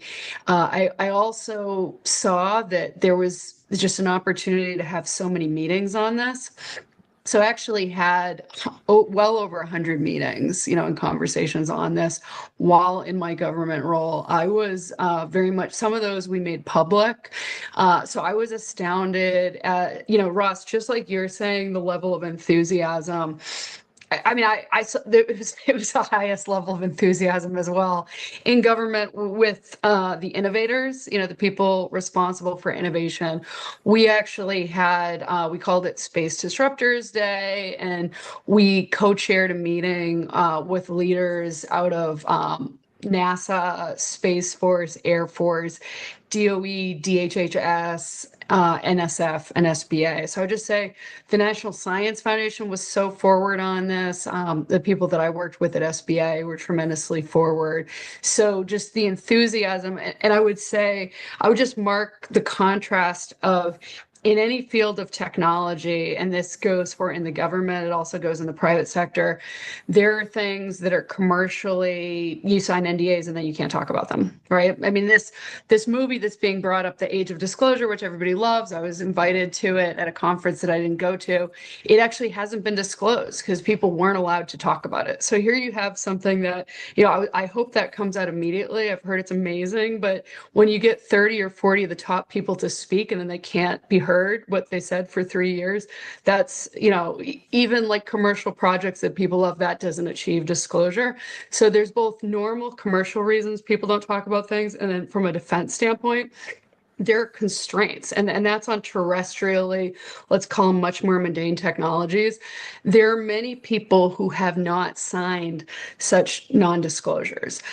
They do not rely on security clearances to do their work. So I think that those who have served their country, in many of these programs and in their very tremendous capacities, we'd love to hear more about that, but there are a lot of people who have experience or openness who are not subject to those same constraints. So I would say that that's a tremendous opportunity. We were blown away by the level of interest of scientists. And I think that we very much turned the corner where it's become, in terms of the highly innovative fields, it is seen as it would be an awkward behavior to try to pretend something where there's opportunity for the unknown. So people are trending that it's actually safer to be open-minded as opposed to state you're closed-minded on something that, how would one ever assert that there's not life off planet? I mean, there's life everywhere we look here. I do think, however, that this is, I believe we're in the age of discernment, and I really appreciate that Sarah, and action. So I really appreciate that Sarah spoke so well in terms of the age of discernment. And, when I think about what the government and the private sector has done, or what they haven't done, I also think about how has the phenomenon presented itself, and I know Chris has seen this on such an ongoing basis. I've seen quite a lot of it myself and spoken with many people who have seen a lot of it, or individual interesting situations. And from the pattern recognition as a scientist, what I see is the way it presents is highly variable, but it is often not overbearing. So, I guess what I would say is there's that when something's disclosed, then there's the opportunity to decide how much do you want to participate and is it meaningful to you? So I think that discernment of what is this? What do you do with this? And there's plenty of misinformation as well. I think scientists and investors are very well prepared to deal with misinformation because that's very common in markets, in all competition. And scientists and investors, we need to be ready to be right, but we need to be ready to be wrong as well. So this standard of needing to know exactly what it is, we never have that in any field of technology. We never have that in forward-looking investments. So I think in terms of lowering the bar for information sharing, because the more we share observations, the more that we're going to see. I have heard that, and it does very much appear that some of these observations are kind of like a technological show and tell of maybe you want to pay attention to this, maybe you want to reverse engineer this. That's a very normal thing for a scientist or an engineer to do. So I do think there's tremendous opportunity really to just build off a broad body of experience. So I'd like to see, what is meaningful for people. So some examples. We talk about Anna, I Yeah. think we've got Yeah. a Perfect. limited time here. I really appreciate it. But what we're trying to focus on here, what it is that people think is going to be revealed if there's disclosure. What is that's going to happen? So you might ask, Kirk, in your activities inside the Senate Armed Services Committee and in dialogue with the Intelligence Committee over on the Senate side, are you able to tell us what it is based just on what you've heard and what you find credible? What is it that would be revealed if, in fact, everything that our government knows about and has done would be revealed? What is your judgment about what is there? You're on mute. We got. So I hope it's useful products, Danny. I would like useful products that improve our lives and solutions. Yes, I do appreciate that. Yeah, Danny, I'm just going to say that I don't know. It's so what have they told you? difficult. What have the witnesses said? What have the witnesses said that there's like almost 40 people that have come in and talked to the Senate Intelligence Committee and taken depositions? That what is it you're able to tell us they have said would be revealed? Well, it depends on who you want to believe, but they, according to some, they would be willing to tell us about the nature of the NHI, the multiple species of non-human intelligence that are known. They would be able to explain the physics, at least to some extent, because of they've had multiple crashes and crash retrievals and reverse engineering activities. But how far that extends, like how successful has reverse engineering activities been? I don't know, because I don't think we've had definitive views from enough sources to answer that with any confidence. All right. Well, that's helpful. That's getting us in the right direction here. Richard. Danny? Yeah, I hope it's not inappropriate if I just jump in very quickly. Yeah, go ahead. Tell us. It's an interesting question, what would be revealed, but I would rather personally ask what can be revealed. And I say this because we're dealing with a phenomenon that has many, many, many layers of truth that go into it. Like when you see, if we record a highly unusual UAP that can zigzag or instantly accelerate, we know, okay, that's very bizarre. That's got unusual physics, but there's obviously a lot behind it. There's an infrastructure behind that. As Anna Brady-Estevez implied, there are potential agreements behind this.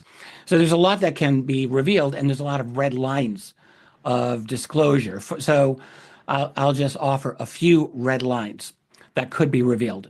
The primary one that's staring us right in the face right now, that has not been crossed yet, but we've come close, is that the U.S. government could acknowledge the recovery and, let's say, study of non-human technology, and we'll say biologics, from either UAP crash retrievals or hand-me-downs or what have you. So that's a major red line, because that means admitting the United States government has been secretly studying this for decades, has been lying to the public, to the world, to other nations about this for a very long time. That is culpability in probably what we could call the greatest conspiracy of all time, very likely, with implications for technology, energy, and less frankly, understanding reality itself.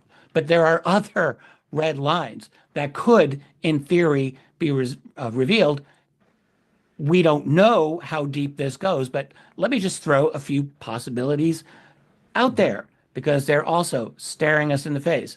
How about knowledge of an ET presence, including abductions? So not just we've recovered their stuff, but they've gone far away. We don't know where they are, but no, they're actually here. And oh yes, we believe they take people and study them and put things inside them. That is a real possibility.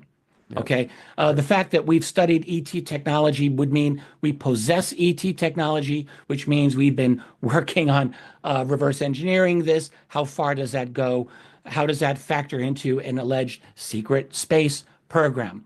How does that relate to, here's another red line, the scale of illegal or even criminal activity, including corporate or financial actors, to either hide this information from the public, profit from this information from the public, or utilize it in ways that we have no control over. That's an important public policy issue. Here's another thing that could come out. How much money has gone into this? We spent, what, $10 trillion in Iraq over the last couple of decades?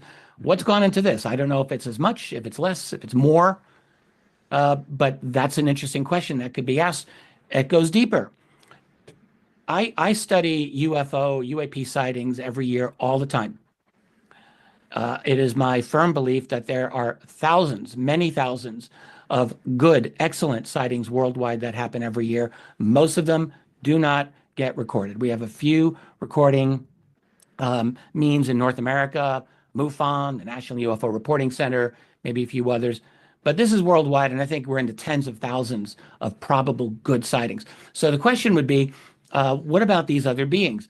Is there, if there's an ongoing alien presence, what do we know about this large-scale operation that clearly is important to them? It's something that they're spending a great amount of their time, energy, their version of money on this. It matters to them. Are there permanent or semi-permanent bases that they operate out of, whether under the ground, in the oceans, who knows where? Do we know about this? What if there was a base that was 10 miles from your house? It gets kind of personal then. Well, it's probably 10 miles from someone's house. I mean, unless it's at the bottom of the Puerto Rico Trench, maybe that's the case. But nonetheless, that is a potential bit of information in theory that could come out. It goes deeper than that. Has there been, I mean, we're getting into invasion of the body snatchers territory here, but it is a legit question to ask. If I were doing counterintelligence for the U.S. government, I'd want to know about infiltration possibilities. Is there influence, whether directly or indirectly, that they wield within our world? Don't know. And is that influence supposed to help us or to undermine us? Like, these are legitimate questions that should be asked. That's just for starters. You're the right guy.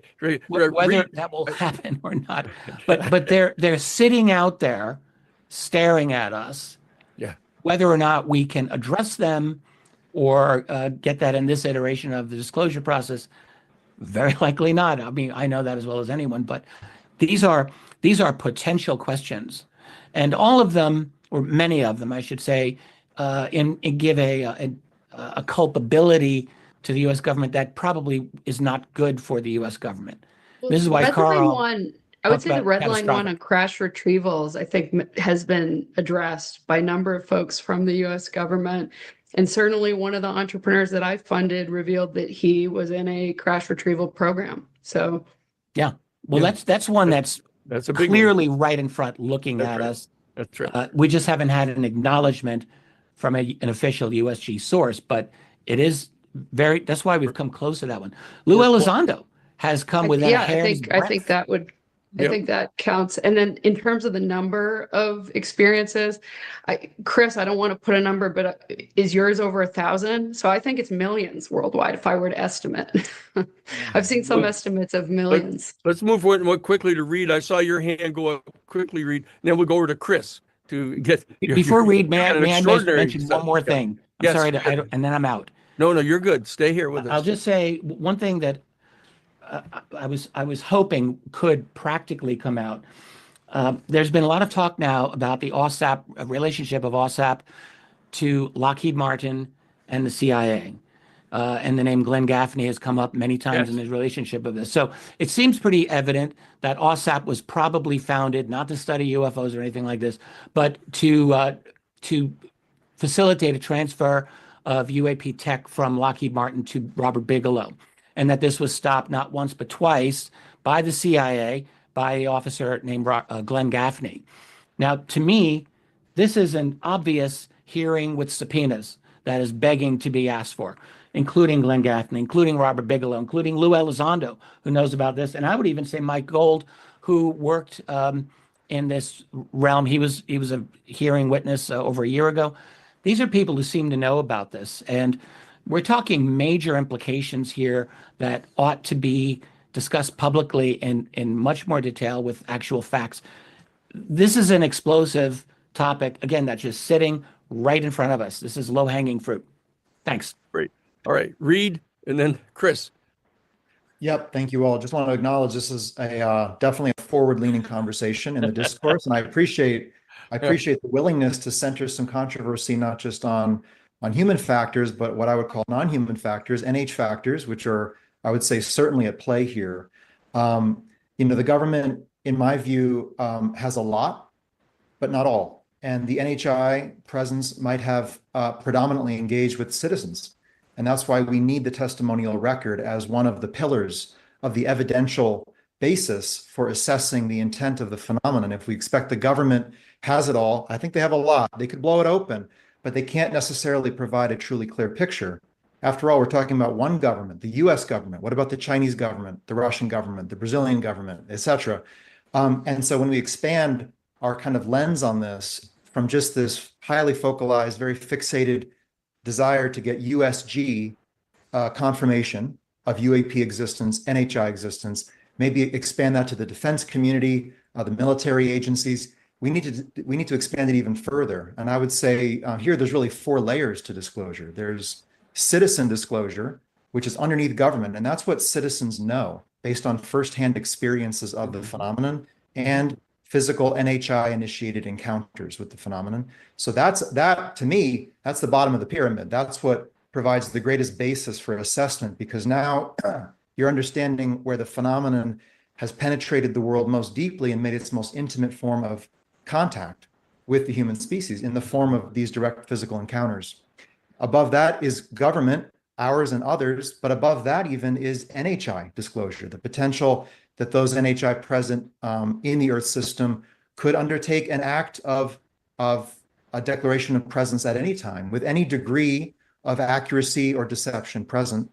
And then in addition, an exopolitical potential form of disclosure where non-human intelligence that is not physically here could send either a technological signal, a communique, a craft inbound to the Earth, and could shape human perception either accurately or deceptively. So I think the contents of disclosure, we need to expand out of just what the USG has and what it has done to account for the whole picture.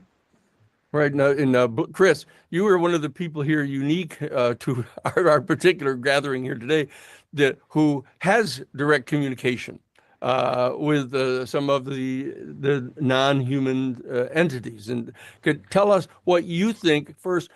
What the United States government, you've had very intimate contact with some very high-level people in the government, perhaps not unique to this panel, because I know that, for example, Ross, I know that you have excellent sources, and I know, Richard, that you've had lots of conversations off the record with people, and I know, of course, Kirk, you've been inside some of these discussions. But what is it that you believe from what your contact you've had with some of the high-level government officials?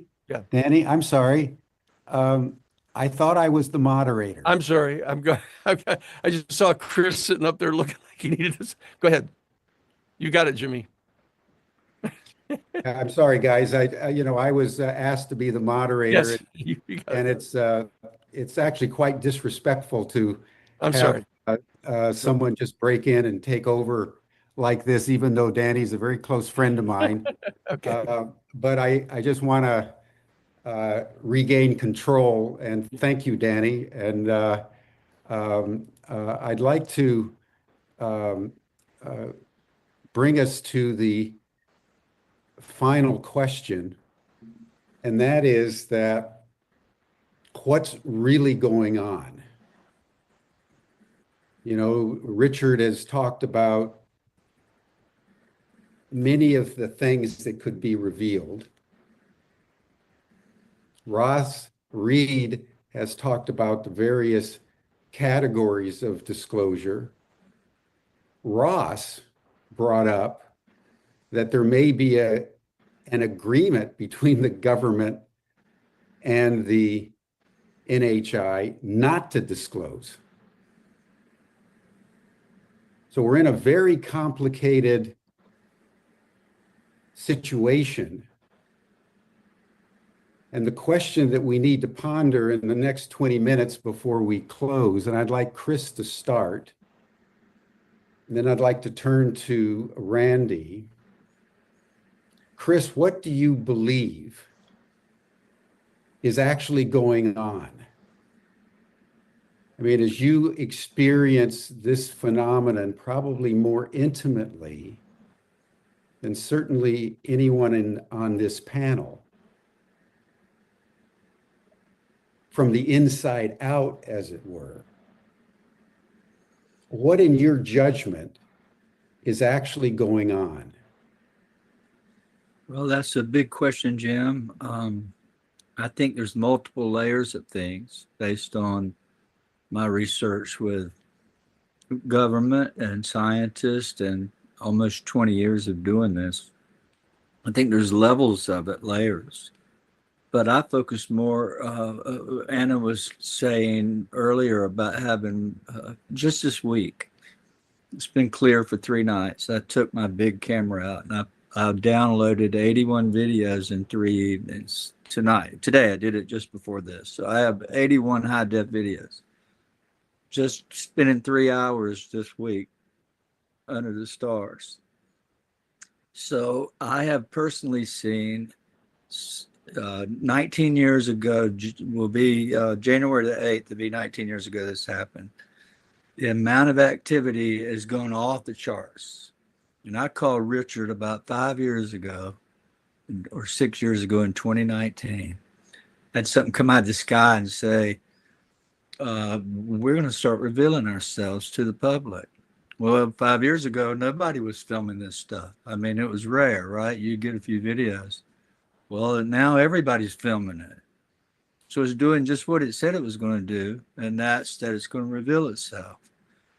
And it's just making itself known to the world right now. And I'm very optimistic that it's going to change our consciousness. And I'm not so sure, did a spacecraft exist before we thought about it? I don't know that. I don't want to label any of this stuff. I stay very careful not to. I know how it interacts with me. But I think it's going to make itself known in a bigger way year after year until everybody knows it. And if the government doesn't give us any of their technological stuff, I don't blame them, because it's classified, and we don't want others getting their hands on it. So that's just my thought about it. But consciousness, it's raising our consciousness. It's changing. This thing's hooked to my thoughts. It knows our thoughts. It knows what you're going to do before you do it. You've seen it with me, Jim, a number of times. Anna too. And anybody can. Once you awaken to it and know that it's real, then it'll start engaging with you. So I think it's a whole new world. What I don't want to speculate on what it's going to be or what it's going to give us. I just know it's going to change our thought process and how we perceive reality. And I don't know. But it's definitely coming, and there's no stopping what's happening. It's just going to get brighter and bigger all around the world. And we're seeing it with these orbs over Europe and over New York or New Jersey, coming out of the sea.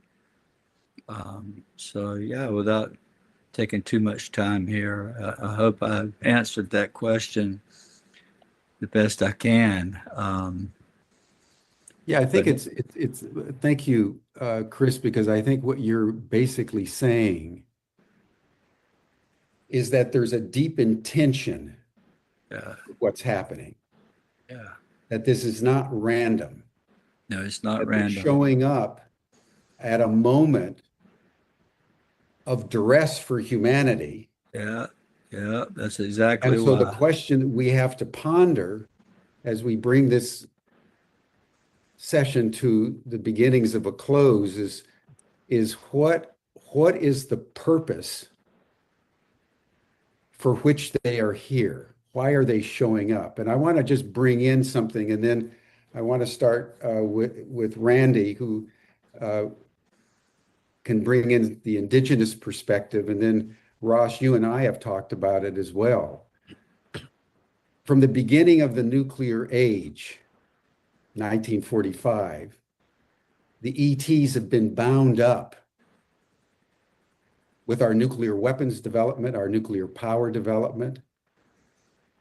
All the studies that have been conducted, John Mack, Catherine Martin, others that have tracked experiencers by the thousands around the world for the last 80 years, indicate almost universally a common theme for the interactivity between the non-human intelligences and the human intelligences, is that they've come out of concern that the human species is not comporting itself in a way that's in alignment with the planet or in alignment with each other. We're threatening each other with nuclear weapons. And as you all know, the threat of a nuclear exchange is higher now than at any time, including the Cuban Missile Crisis. And the drones are all over the world, particularly most recently in Europe, over military facilities. There's also concern about the destruction of the environment. So as we ponder Global Disclosure Day, we need to really ponder the deep intention for this moment in our evolutionary development in relationship to the larger cosmic scheme of things within which we find ourselves. So I'd like to start with Randy, and because Randy's had deep experience with Native American elders and shamans in the Southwest of North America. And then I'd like to turn to you, Ross, for your take on this, given the thousands of people you've talked with over many, many decades. And then to the degree to which we have time, we'll deepen our dive, because I think we're getting now to the nub of why the Global Disclosure Day is so important for humanity. So Randy, do you want to start?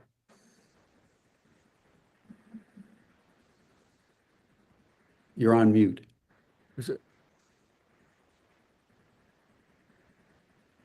The disclosure effort's been largely focused on government agencies and military contractors and corporations, and understandably so, because they use a lot of our public funds, and the public has the right to know. But as Chris knows, a lot of the disclosure is coming from the experiencers, and there's another genre of experiencers, and that has to do with indigenous peoples out there. Absolutely. And this all started for me back in 1973, when I ended up down in the Southwest and ended up becoming kind of secretary and chauffeur to the Hopi elders. The Hopi have been living in the Southwest for thousands of years, and their petroglyphs tell a story about nature and spirit, but they also, tell a story about technology and what they call the star people. And I've been up on the Black Mesa in those areas, and we've seen the lights hovering in the sky at night, and that's a regular occurrence over a lot of years and centuries, really, for the Hopi Navajo and people who live there.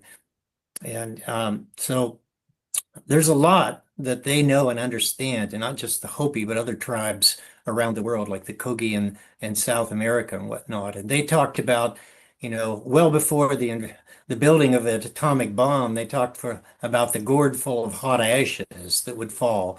And they have petroglyphs, and the petroglyphs down there, also one of them is known as kind of a humanity's life plan petroglyph, and it's got 3 world wars on it. And the Third World War doesn't have to happen. It's drawn differently on the petroglyph. This petroglyph was supposedly drawn on the rock in around 1912 or so.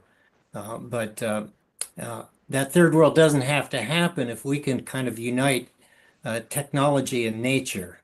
And so part of what needs to be disclosed, what needs to come out from my perspective is, what is the understanding of science that can help us stop this onslaught against the biosphere? We need to change energy systems and agricultural systems, and we need to stop the destruction, to the planet. And so what about what's the advancement of science over the last 50 years behind the scenes? What's in there that can help us save a livable planet? So that's just where I'm coming from. Yeah, it's worth pointing out that the indigenous people have known this truth the whole time, and that it is only the Western world that is out of the loop. I mean, I've been down there. I've been down there, Jim, and during the ceremonies and the rain dances, and it rains. This is not magic. This is an understanding of cutting edge science that the Hopi understand. And that's what shamanism is really largely about. So that understanding of science, our quantum physicists are just coming up with this stuff and catching up to what indigenous peoples have known and practiced over years. And I believe that they have stuff that they would want to disclose when they think that we in the Western world or in the industrial world are mature enough to understand it. And one of the best things we could do to show them that we're gaining that maturity would be to get our governments and corporations to disclose. So this disclosure day and this disclosure movement, the citizens' effort, is fundamentally important and could help bring out even further information from the indigenous peoples. Good, thank you.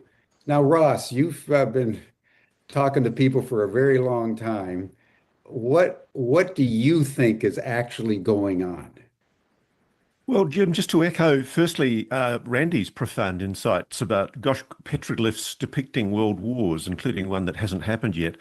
I think I sense from so many of the people that I talk to, including in government, there is a genuine concern among the NHI about our playing with weapons that we do not understand. A lot of them, of course, are the thermonuclear weapons that we know about, but sadly, there are other weapons that I know the United States is working on. And I noticed the president alluded multiple times this year, including most recently in Tel Aviv, to the fact that the United States has weapons technology that the world is not yet aware of. And I think that there's an extremely strong likelihood, I'm speculating here because of course I don't have direct knowledge, but I think there's an extremely strong likelihood that a highly advanced civilization is concerned about us primitive monkeys playing with matches, and that we are perhaps working with technology that we've retrieved from non-human technology and we don't quite know what we're doing with them. I've been told that the United States has developed quite advanced weaponry, particularly plasma beam technology, that might in part have been inspired by what they've seen or recovered from non-human technology. I think also, just to add the concern of NHI with what humanity's doing, there's also a very deliberate lifting of consciousness. And I really am struck by what Chris says about the frequency. This is something that I'm getting from so many people, that the level of intensity of public reporting of their engagement with NHI, of a clear intent by NHI to essentially give up on governments from ever disclosing, but to raise human consciousness and awareness.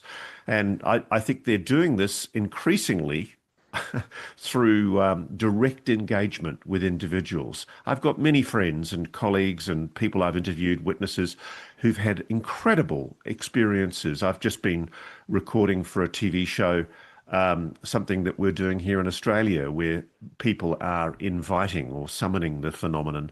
And there seems to be an interest in the phenomenon engaging with humans much, much more overtly. And I do think that stems from a concern about us primitive monkeys playing with matches.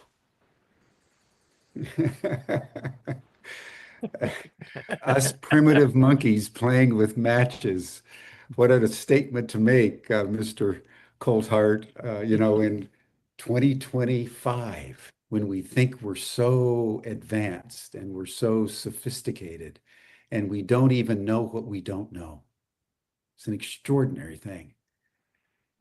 I'd like to now turn to Reed, because Reed's also bringing in another vector for how this information is being channeled into human consciousness through what Marshall Summers has been bringing in over many, many decades. And it revolves around part of what's happening as malevolence and benevolence, and the requirement of humanity at this moment to ensure its sovereignty and not be seduced into a false hope that subservience to extraterrestrial beings could take us to the promised land. And that's another aspect that we need to ponder. So on the one hand, we have the concern about us monkeys playing with matches and dynamite. And on the other hand, we have the politics and the machinations of these exo-intelligences as they approach our planet in terms of very mixed agendas. And I know, Richard, you've written about this in your book on alien agendas, so we want to hear from you next. But Reed, speak to us about this interplay between malevolence and benevolence.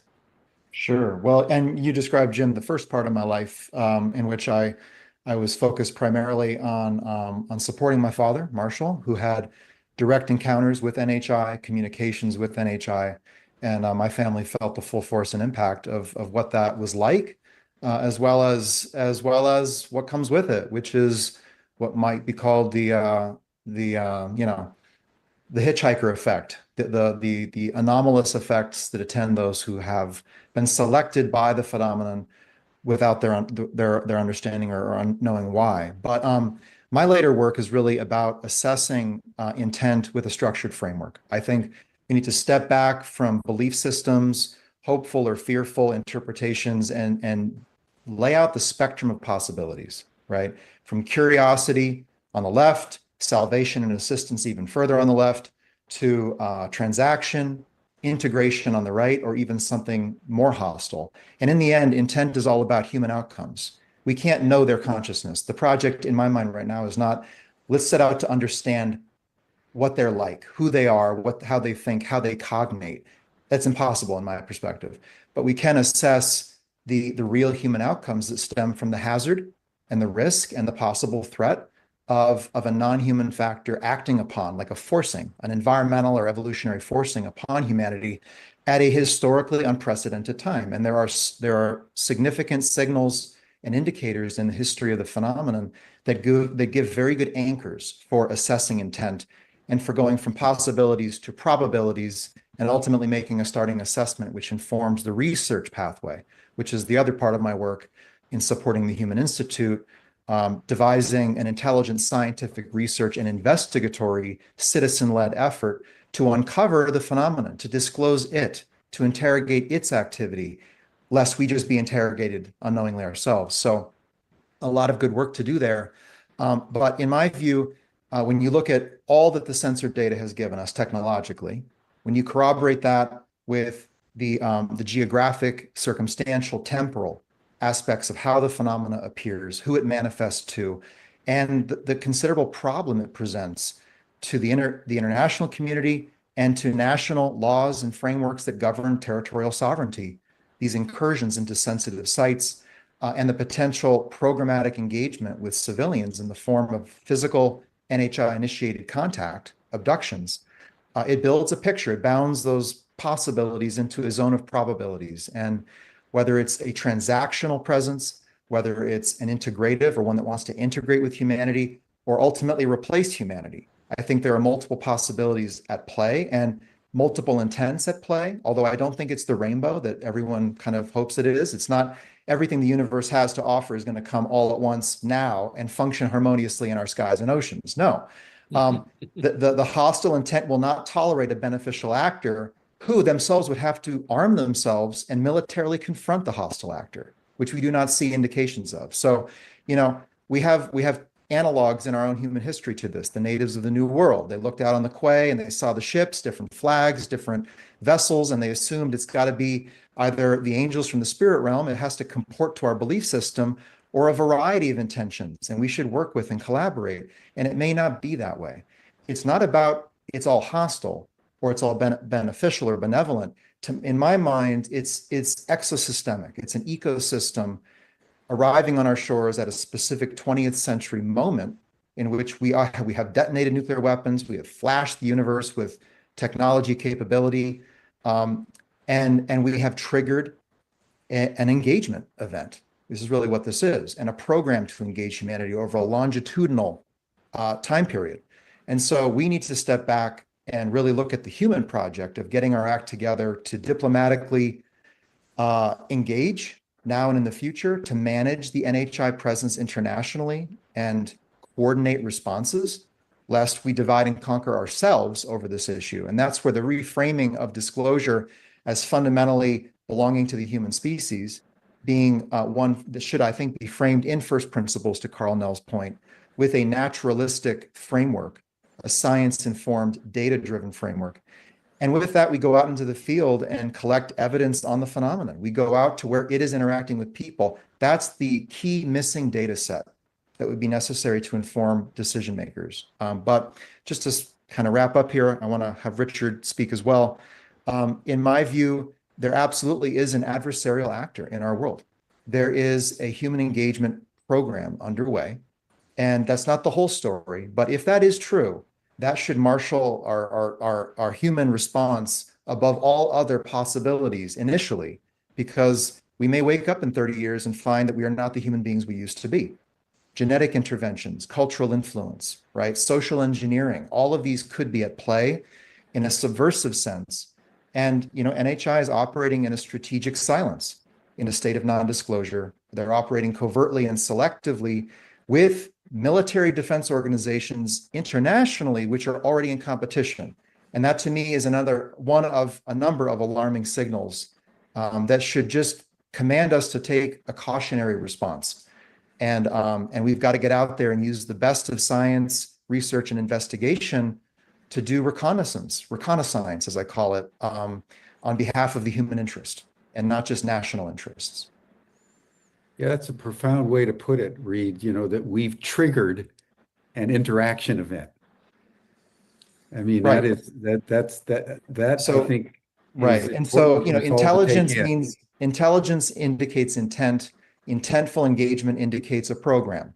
And so what is their program? We talk about the legacy human program. What about the non-human program? We do not query that nearly as much as we should. And in my view, disclosure, how do we get disclosure moving? If we recenter the controversy not on human actors, human governments, but on the non-human presence itself, that allows the human actors a way to rapidly and catastrophically disclose their involvements, which is what is keeping this back in part. Good. So thank you.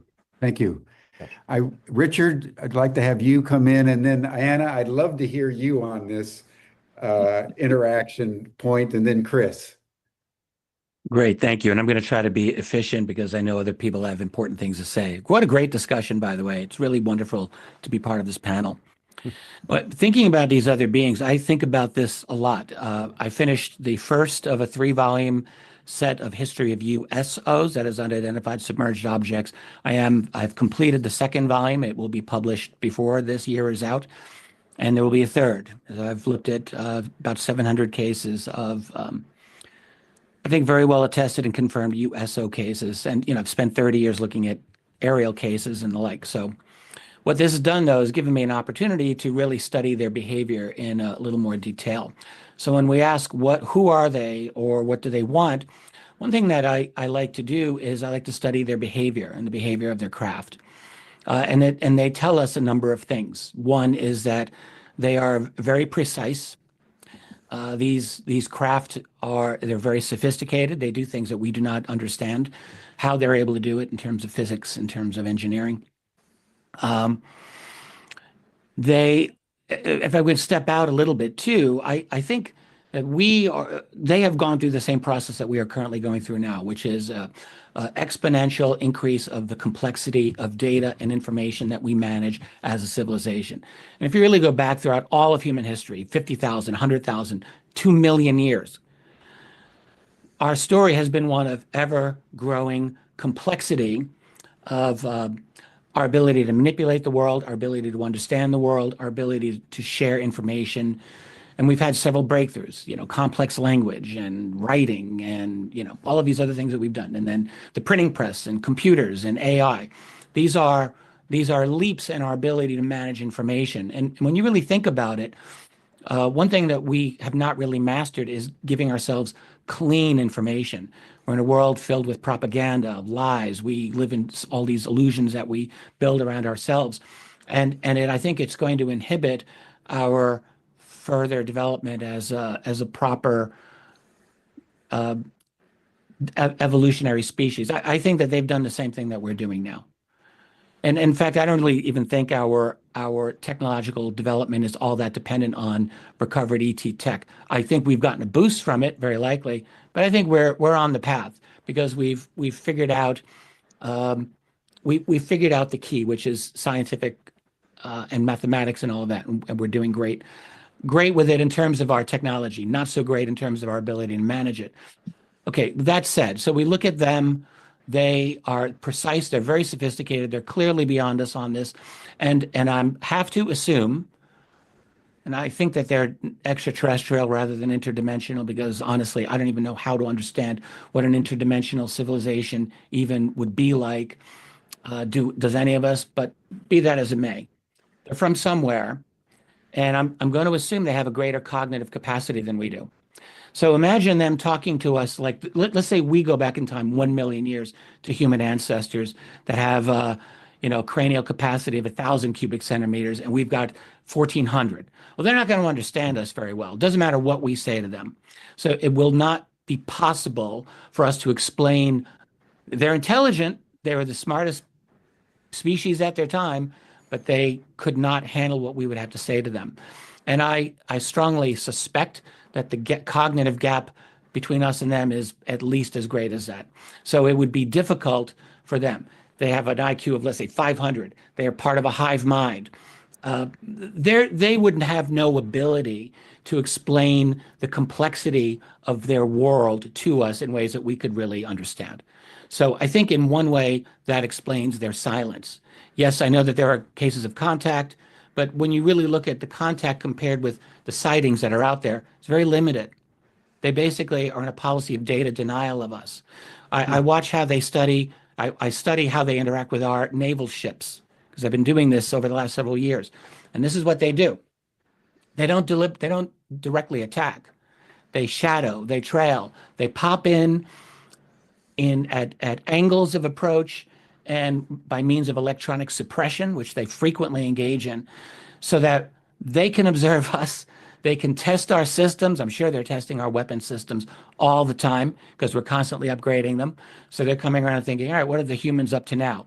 Let's go check out how's their radar, how's their sonar, how are their weapons applications. Let's see if we can shut them down. And they do. They do. And they deny us the same ability to collect data about them. This happens every time. Just when their approach is closest, our data collection should be best, something shuts down, our systems don't work. So they have got this system down cold. They know exactly how to manage us. They're 10 steps ahead. They're like Bobby Fischer playing, some kid off the street at chess. We can't really cope with that. So they will not necessarily communicate that much, but they interact with us because I believe there are two main reasons why they're here. This is my own theory. You can accept it or not. A is Earth itself. We have an unbelievable world, incredibly complex, beautiful, and delicate. This is a delicately balanced global ecosystem that we have, which, as many people have pointed out, we are greatly disrupting. People can argue all they want about climate change, whatever, but ecosystem destruction is undeniable. And we're at the top of the pyramid. We actually stand most to lose if we create some kind of cascading failure of the global ecosystem. So it's really not good for us. They have to see this. They have to see just how delicate everything is hanging in the balance and how rare. Earth must be rare. I'm not saying unique. I'm not saying there's no other planets that can support life, but we really hit the jackpot. We have incredible density of genetic diversity, all of these amazing ecosystems. It's pretty amazing. I suspect they are aware of this. We have an ocean world, we have a land world. How rare must that be? We got both of those things. It's really amazing. So there's that, and then there's us. And I believe, I've studied the long, long history of UFO sightings. All of it. All of it. And I do believe there's been a long-term observation, but I firmly believe that something dramatically changed and ramped up exponentially during the 20th century, a little bit in the 19th, but definitely World War II is the key.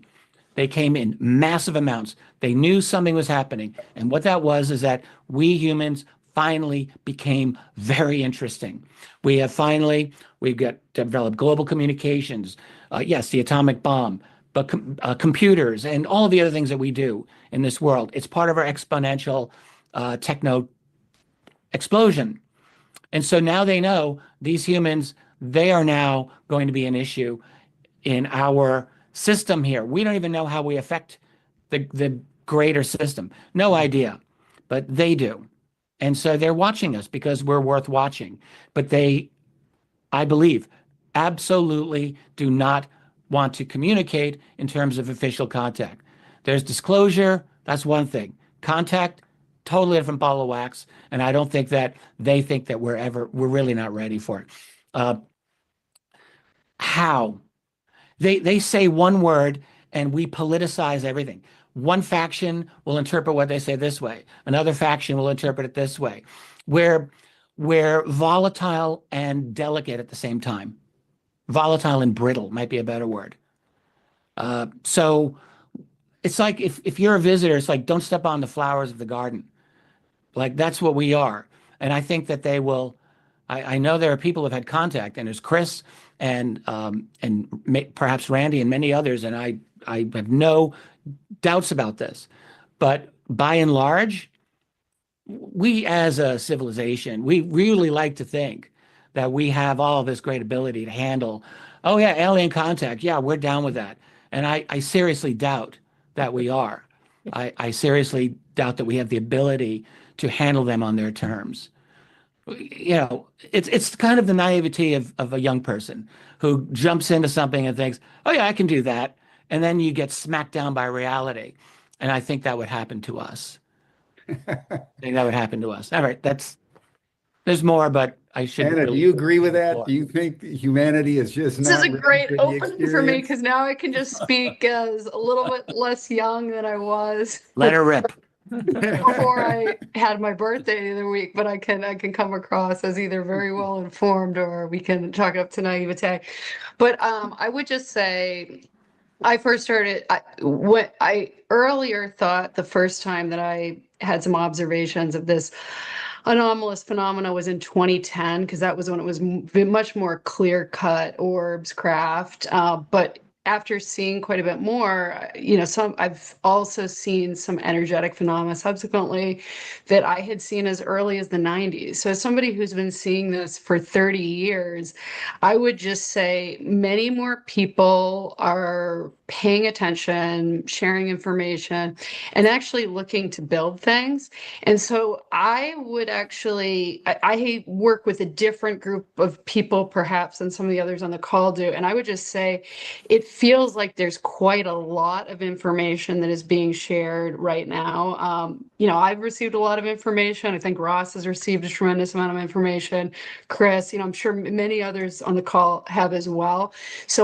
And what I will say is I haven't done as much work as I could envision doing, and Chris and I are looking at doing work together on this, where we think that when we transform that observational science into more of this, let's develop things with a diverse range of people.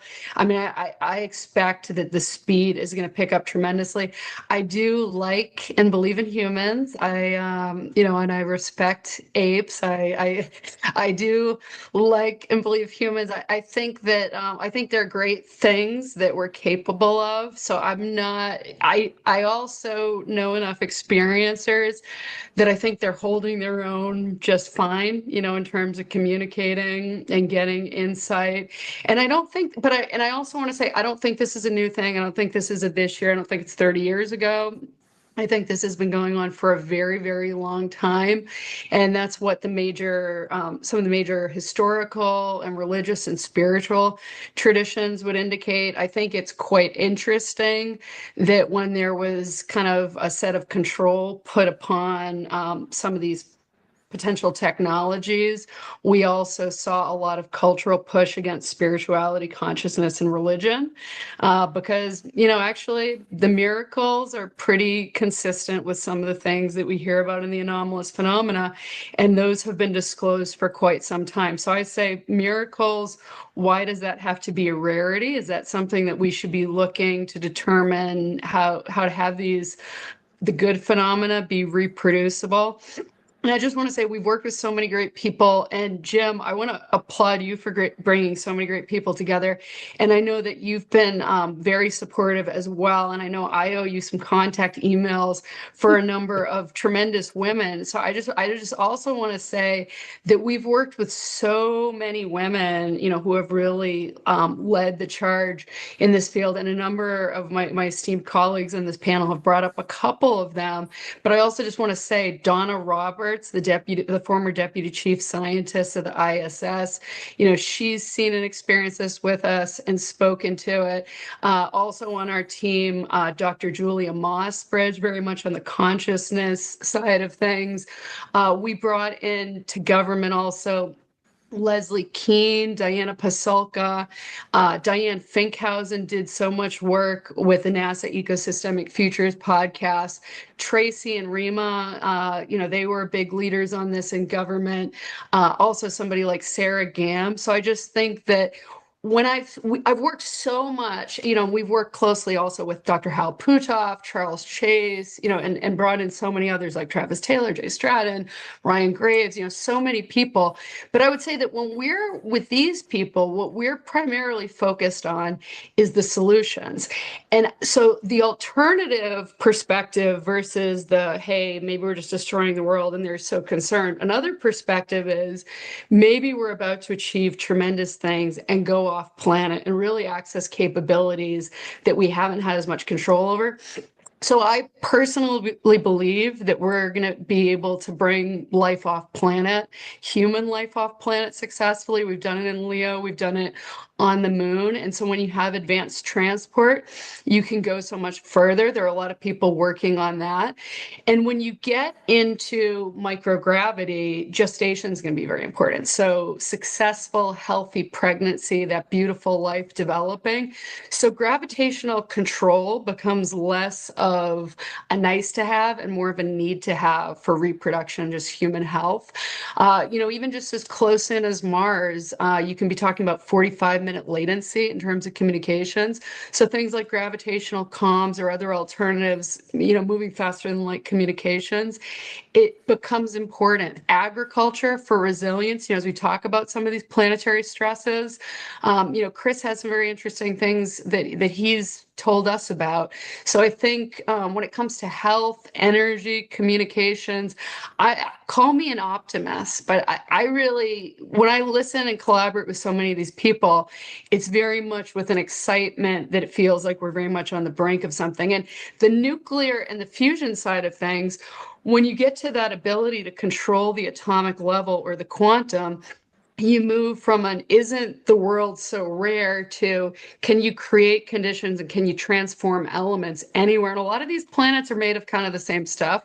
So the ability to transform water, if you have unlimited energy, there's a lot that you can do to sustain life off planet. So I'm excited. I feel like a lot of people are excited about this. Thank you, Anna. And by the way, Anna's referring to what she refers to as the space moms. They're going to be at the State of the World Forum that we're Who have preparing. seen quite a lot. The space mamas have seen Yeah. a lot, and they're often happy to share what they've seen. Good. Now, Chris, we're way over time, so Chris will, I think, bring us to a close here. But Chris, I want to frame this. On the one hand, you've got Richard's notion, and thank you, Richard, of the precision with which these beings are interacting with humanity, and the sophistication and this notion of how does 120 IQ talk to a 500 IQ being, and what does ethics mean at that level? You've got Anna talking about moving out into space with excitement. And now, Chris, you, of all of us, again, you've experienced them intimately over many years now. And so perhaps possibly we're dealing with a phenomenon that's both incredibly abstract, but also incredibly intimate. Yes, And exactly. actually appear to us and with us in highly individualized ways, designed right at our level of consciousness. So anyway, would love to have you comment on all that. I like to talk about that some because I made a comment earlier when they were talking about, I come from a spiritual side of this, not the ET alien thing. I've never experienced, I'm not versed in that. Mine's always been the orbs, although I see all kinds of things, metal craft, balls that look like metal, disc, all of it, shadow people. I enjoy interacting with it. I do it every night. That's my life. And I'll die doing it every night of my life, going out and saying a prayer, and here it comes. I will say 5 years ago, or in 2019, I had this major event that happened. I was really sick with RA to the point that I was wheelchair bound. That was where I was going full time. I was ready to give up. And Diana Pasulka and Tim Taylor were down. They were at the Vatican in 2017. I was sick then. I couldn't go. They were communicating with me back and forth from the archives, right? So I got to a point to where Easter of 2019 came. And I walked outside and this huge orb appeared. Came down and hovered over my pond for 30 minutes. I filmed it for 18 minutes, 25 feet away, hovering there. And it turned me into a zombie. I don't know. I couldn't think. I was so tired. I crawled myself back up into the house and crashed. you'd have thought I'd have gone in and told the world, but it just drained me from energy. But when I got up the next morning, I'm like, oh my God, I've got to call somebody. I've got to talk. So I called Richard. I called Jimmy Church. I called 8 or 10 different people. I did 3 or 4 interviews with Richard back to back to back. And all of them, all these in 2019, I was saying 2 or 3 things, what it told me. It said that the women were going to rise up and look at Anna and the Space Mamas. Look at all the women in Congress and the government. They're rising up. They're taking control. We want the help- men to be engaged as well. We appreciate it. Yeah, we do. We enjoy working with men very much. But what it told me that all of us can see, and you can look back at numerous interviews since 2019, I've done them over and over and over, saying when you see Israel and Iran begin to exchange missiles, that's when these orbs are going to appear worldwide and start revealing. It'll start a process to where they're going to reveal themselves to pull us out of annihilation, because that's where we're heading. We're that close to it right now. And whoever they are, I won't call them ET because they don't come to me that way. They come in a spiritual way. Whatever that is, to me, it is what it is, right? It is, to me, a spiritual thing. But it gave a warning then. And then if we look back at before Christmas of last year, all the drones that were in New Jersey, all that started happening when Iran and Israel began to exchange missiles. And I can tell you, based on that happening, it's not going to slow down. It's just going to get greater and greater and greater until it's fully into the consciousness of all humanity. So it's happening on its own organically. What it is, I don't want to label it. I just tell you, people say he's a religious fanatic. Well, I'm not a religious fanatic. The church came after me with pitchforks, right? So I had to run, but it didn't change my connection with heaven. And so I've always maintained that spiritual connection, and it's even greater to me now. And like Anna said, I see miracles happening all the time. I mean, amazing things that are happening. So there's a lot of good with my part of this phenomenon. And I would say the orbs, the light, and it's all in the Bible. The same thing. This stuff is all Bible. And I'm not preaching biblical religion to people. I don't want to do that. But there's a book full of that stuff. I mean, look at Jesus. He was on the road. Paul, the part of the New Testament. He was on the road to Damascus, and it was an orb that flashed him in the face, blinded him. You can't deny it. It's right there in the book. Right? So it's been here forever. Diana Pasulka will tell you. I've studied with her intently on this thing, extensively.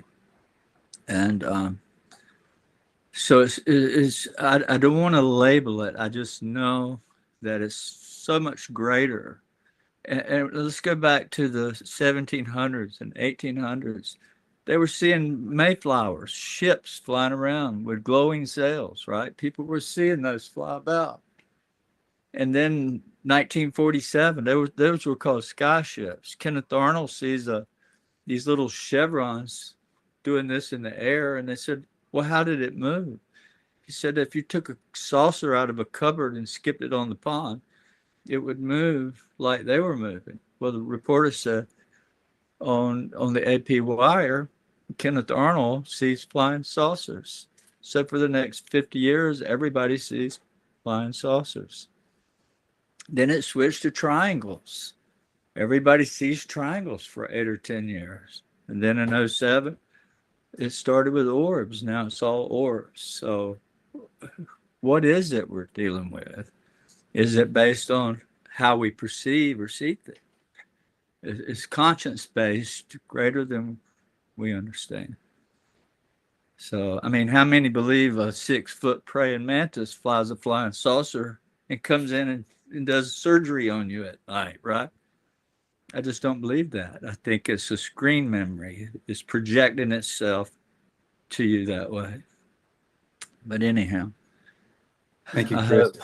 I hope that gets that little bit of my view apart, across there. Well, I think what we're being confronted with, everyone, and Ross, I can feel you have something to say, so I'm gonna let you say something. I know we're 30 minutes over time, but I think what we're getting to, everyone, which is really a beautiful place, that we're dealing with a phenomenon where, on the one hand, we don't know what we don't know. Right. And on the other hand, this phenomenon is almost infinitely variable in how it represents itself to human perception.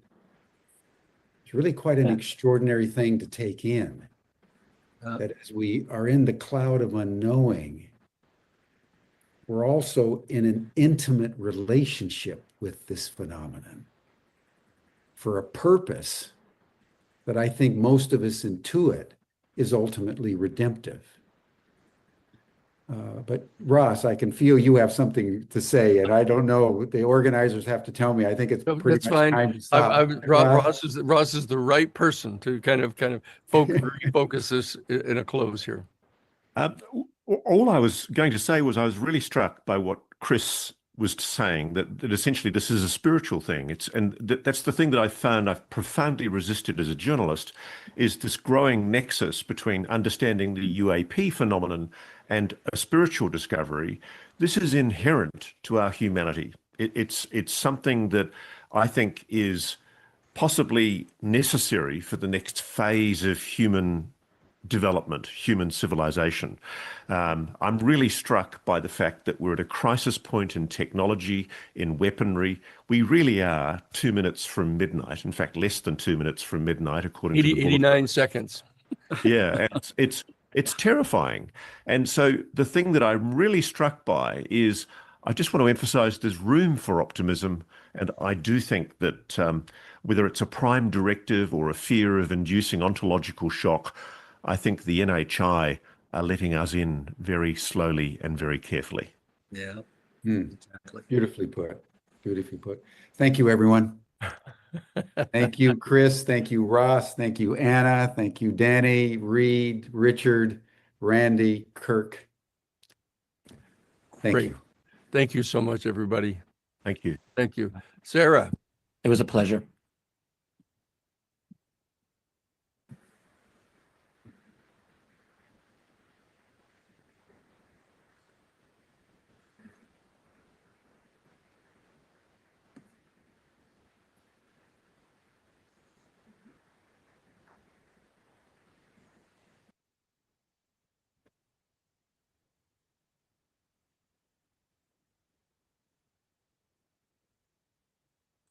Hi. That was wonderful.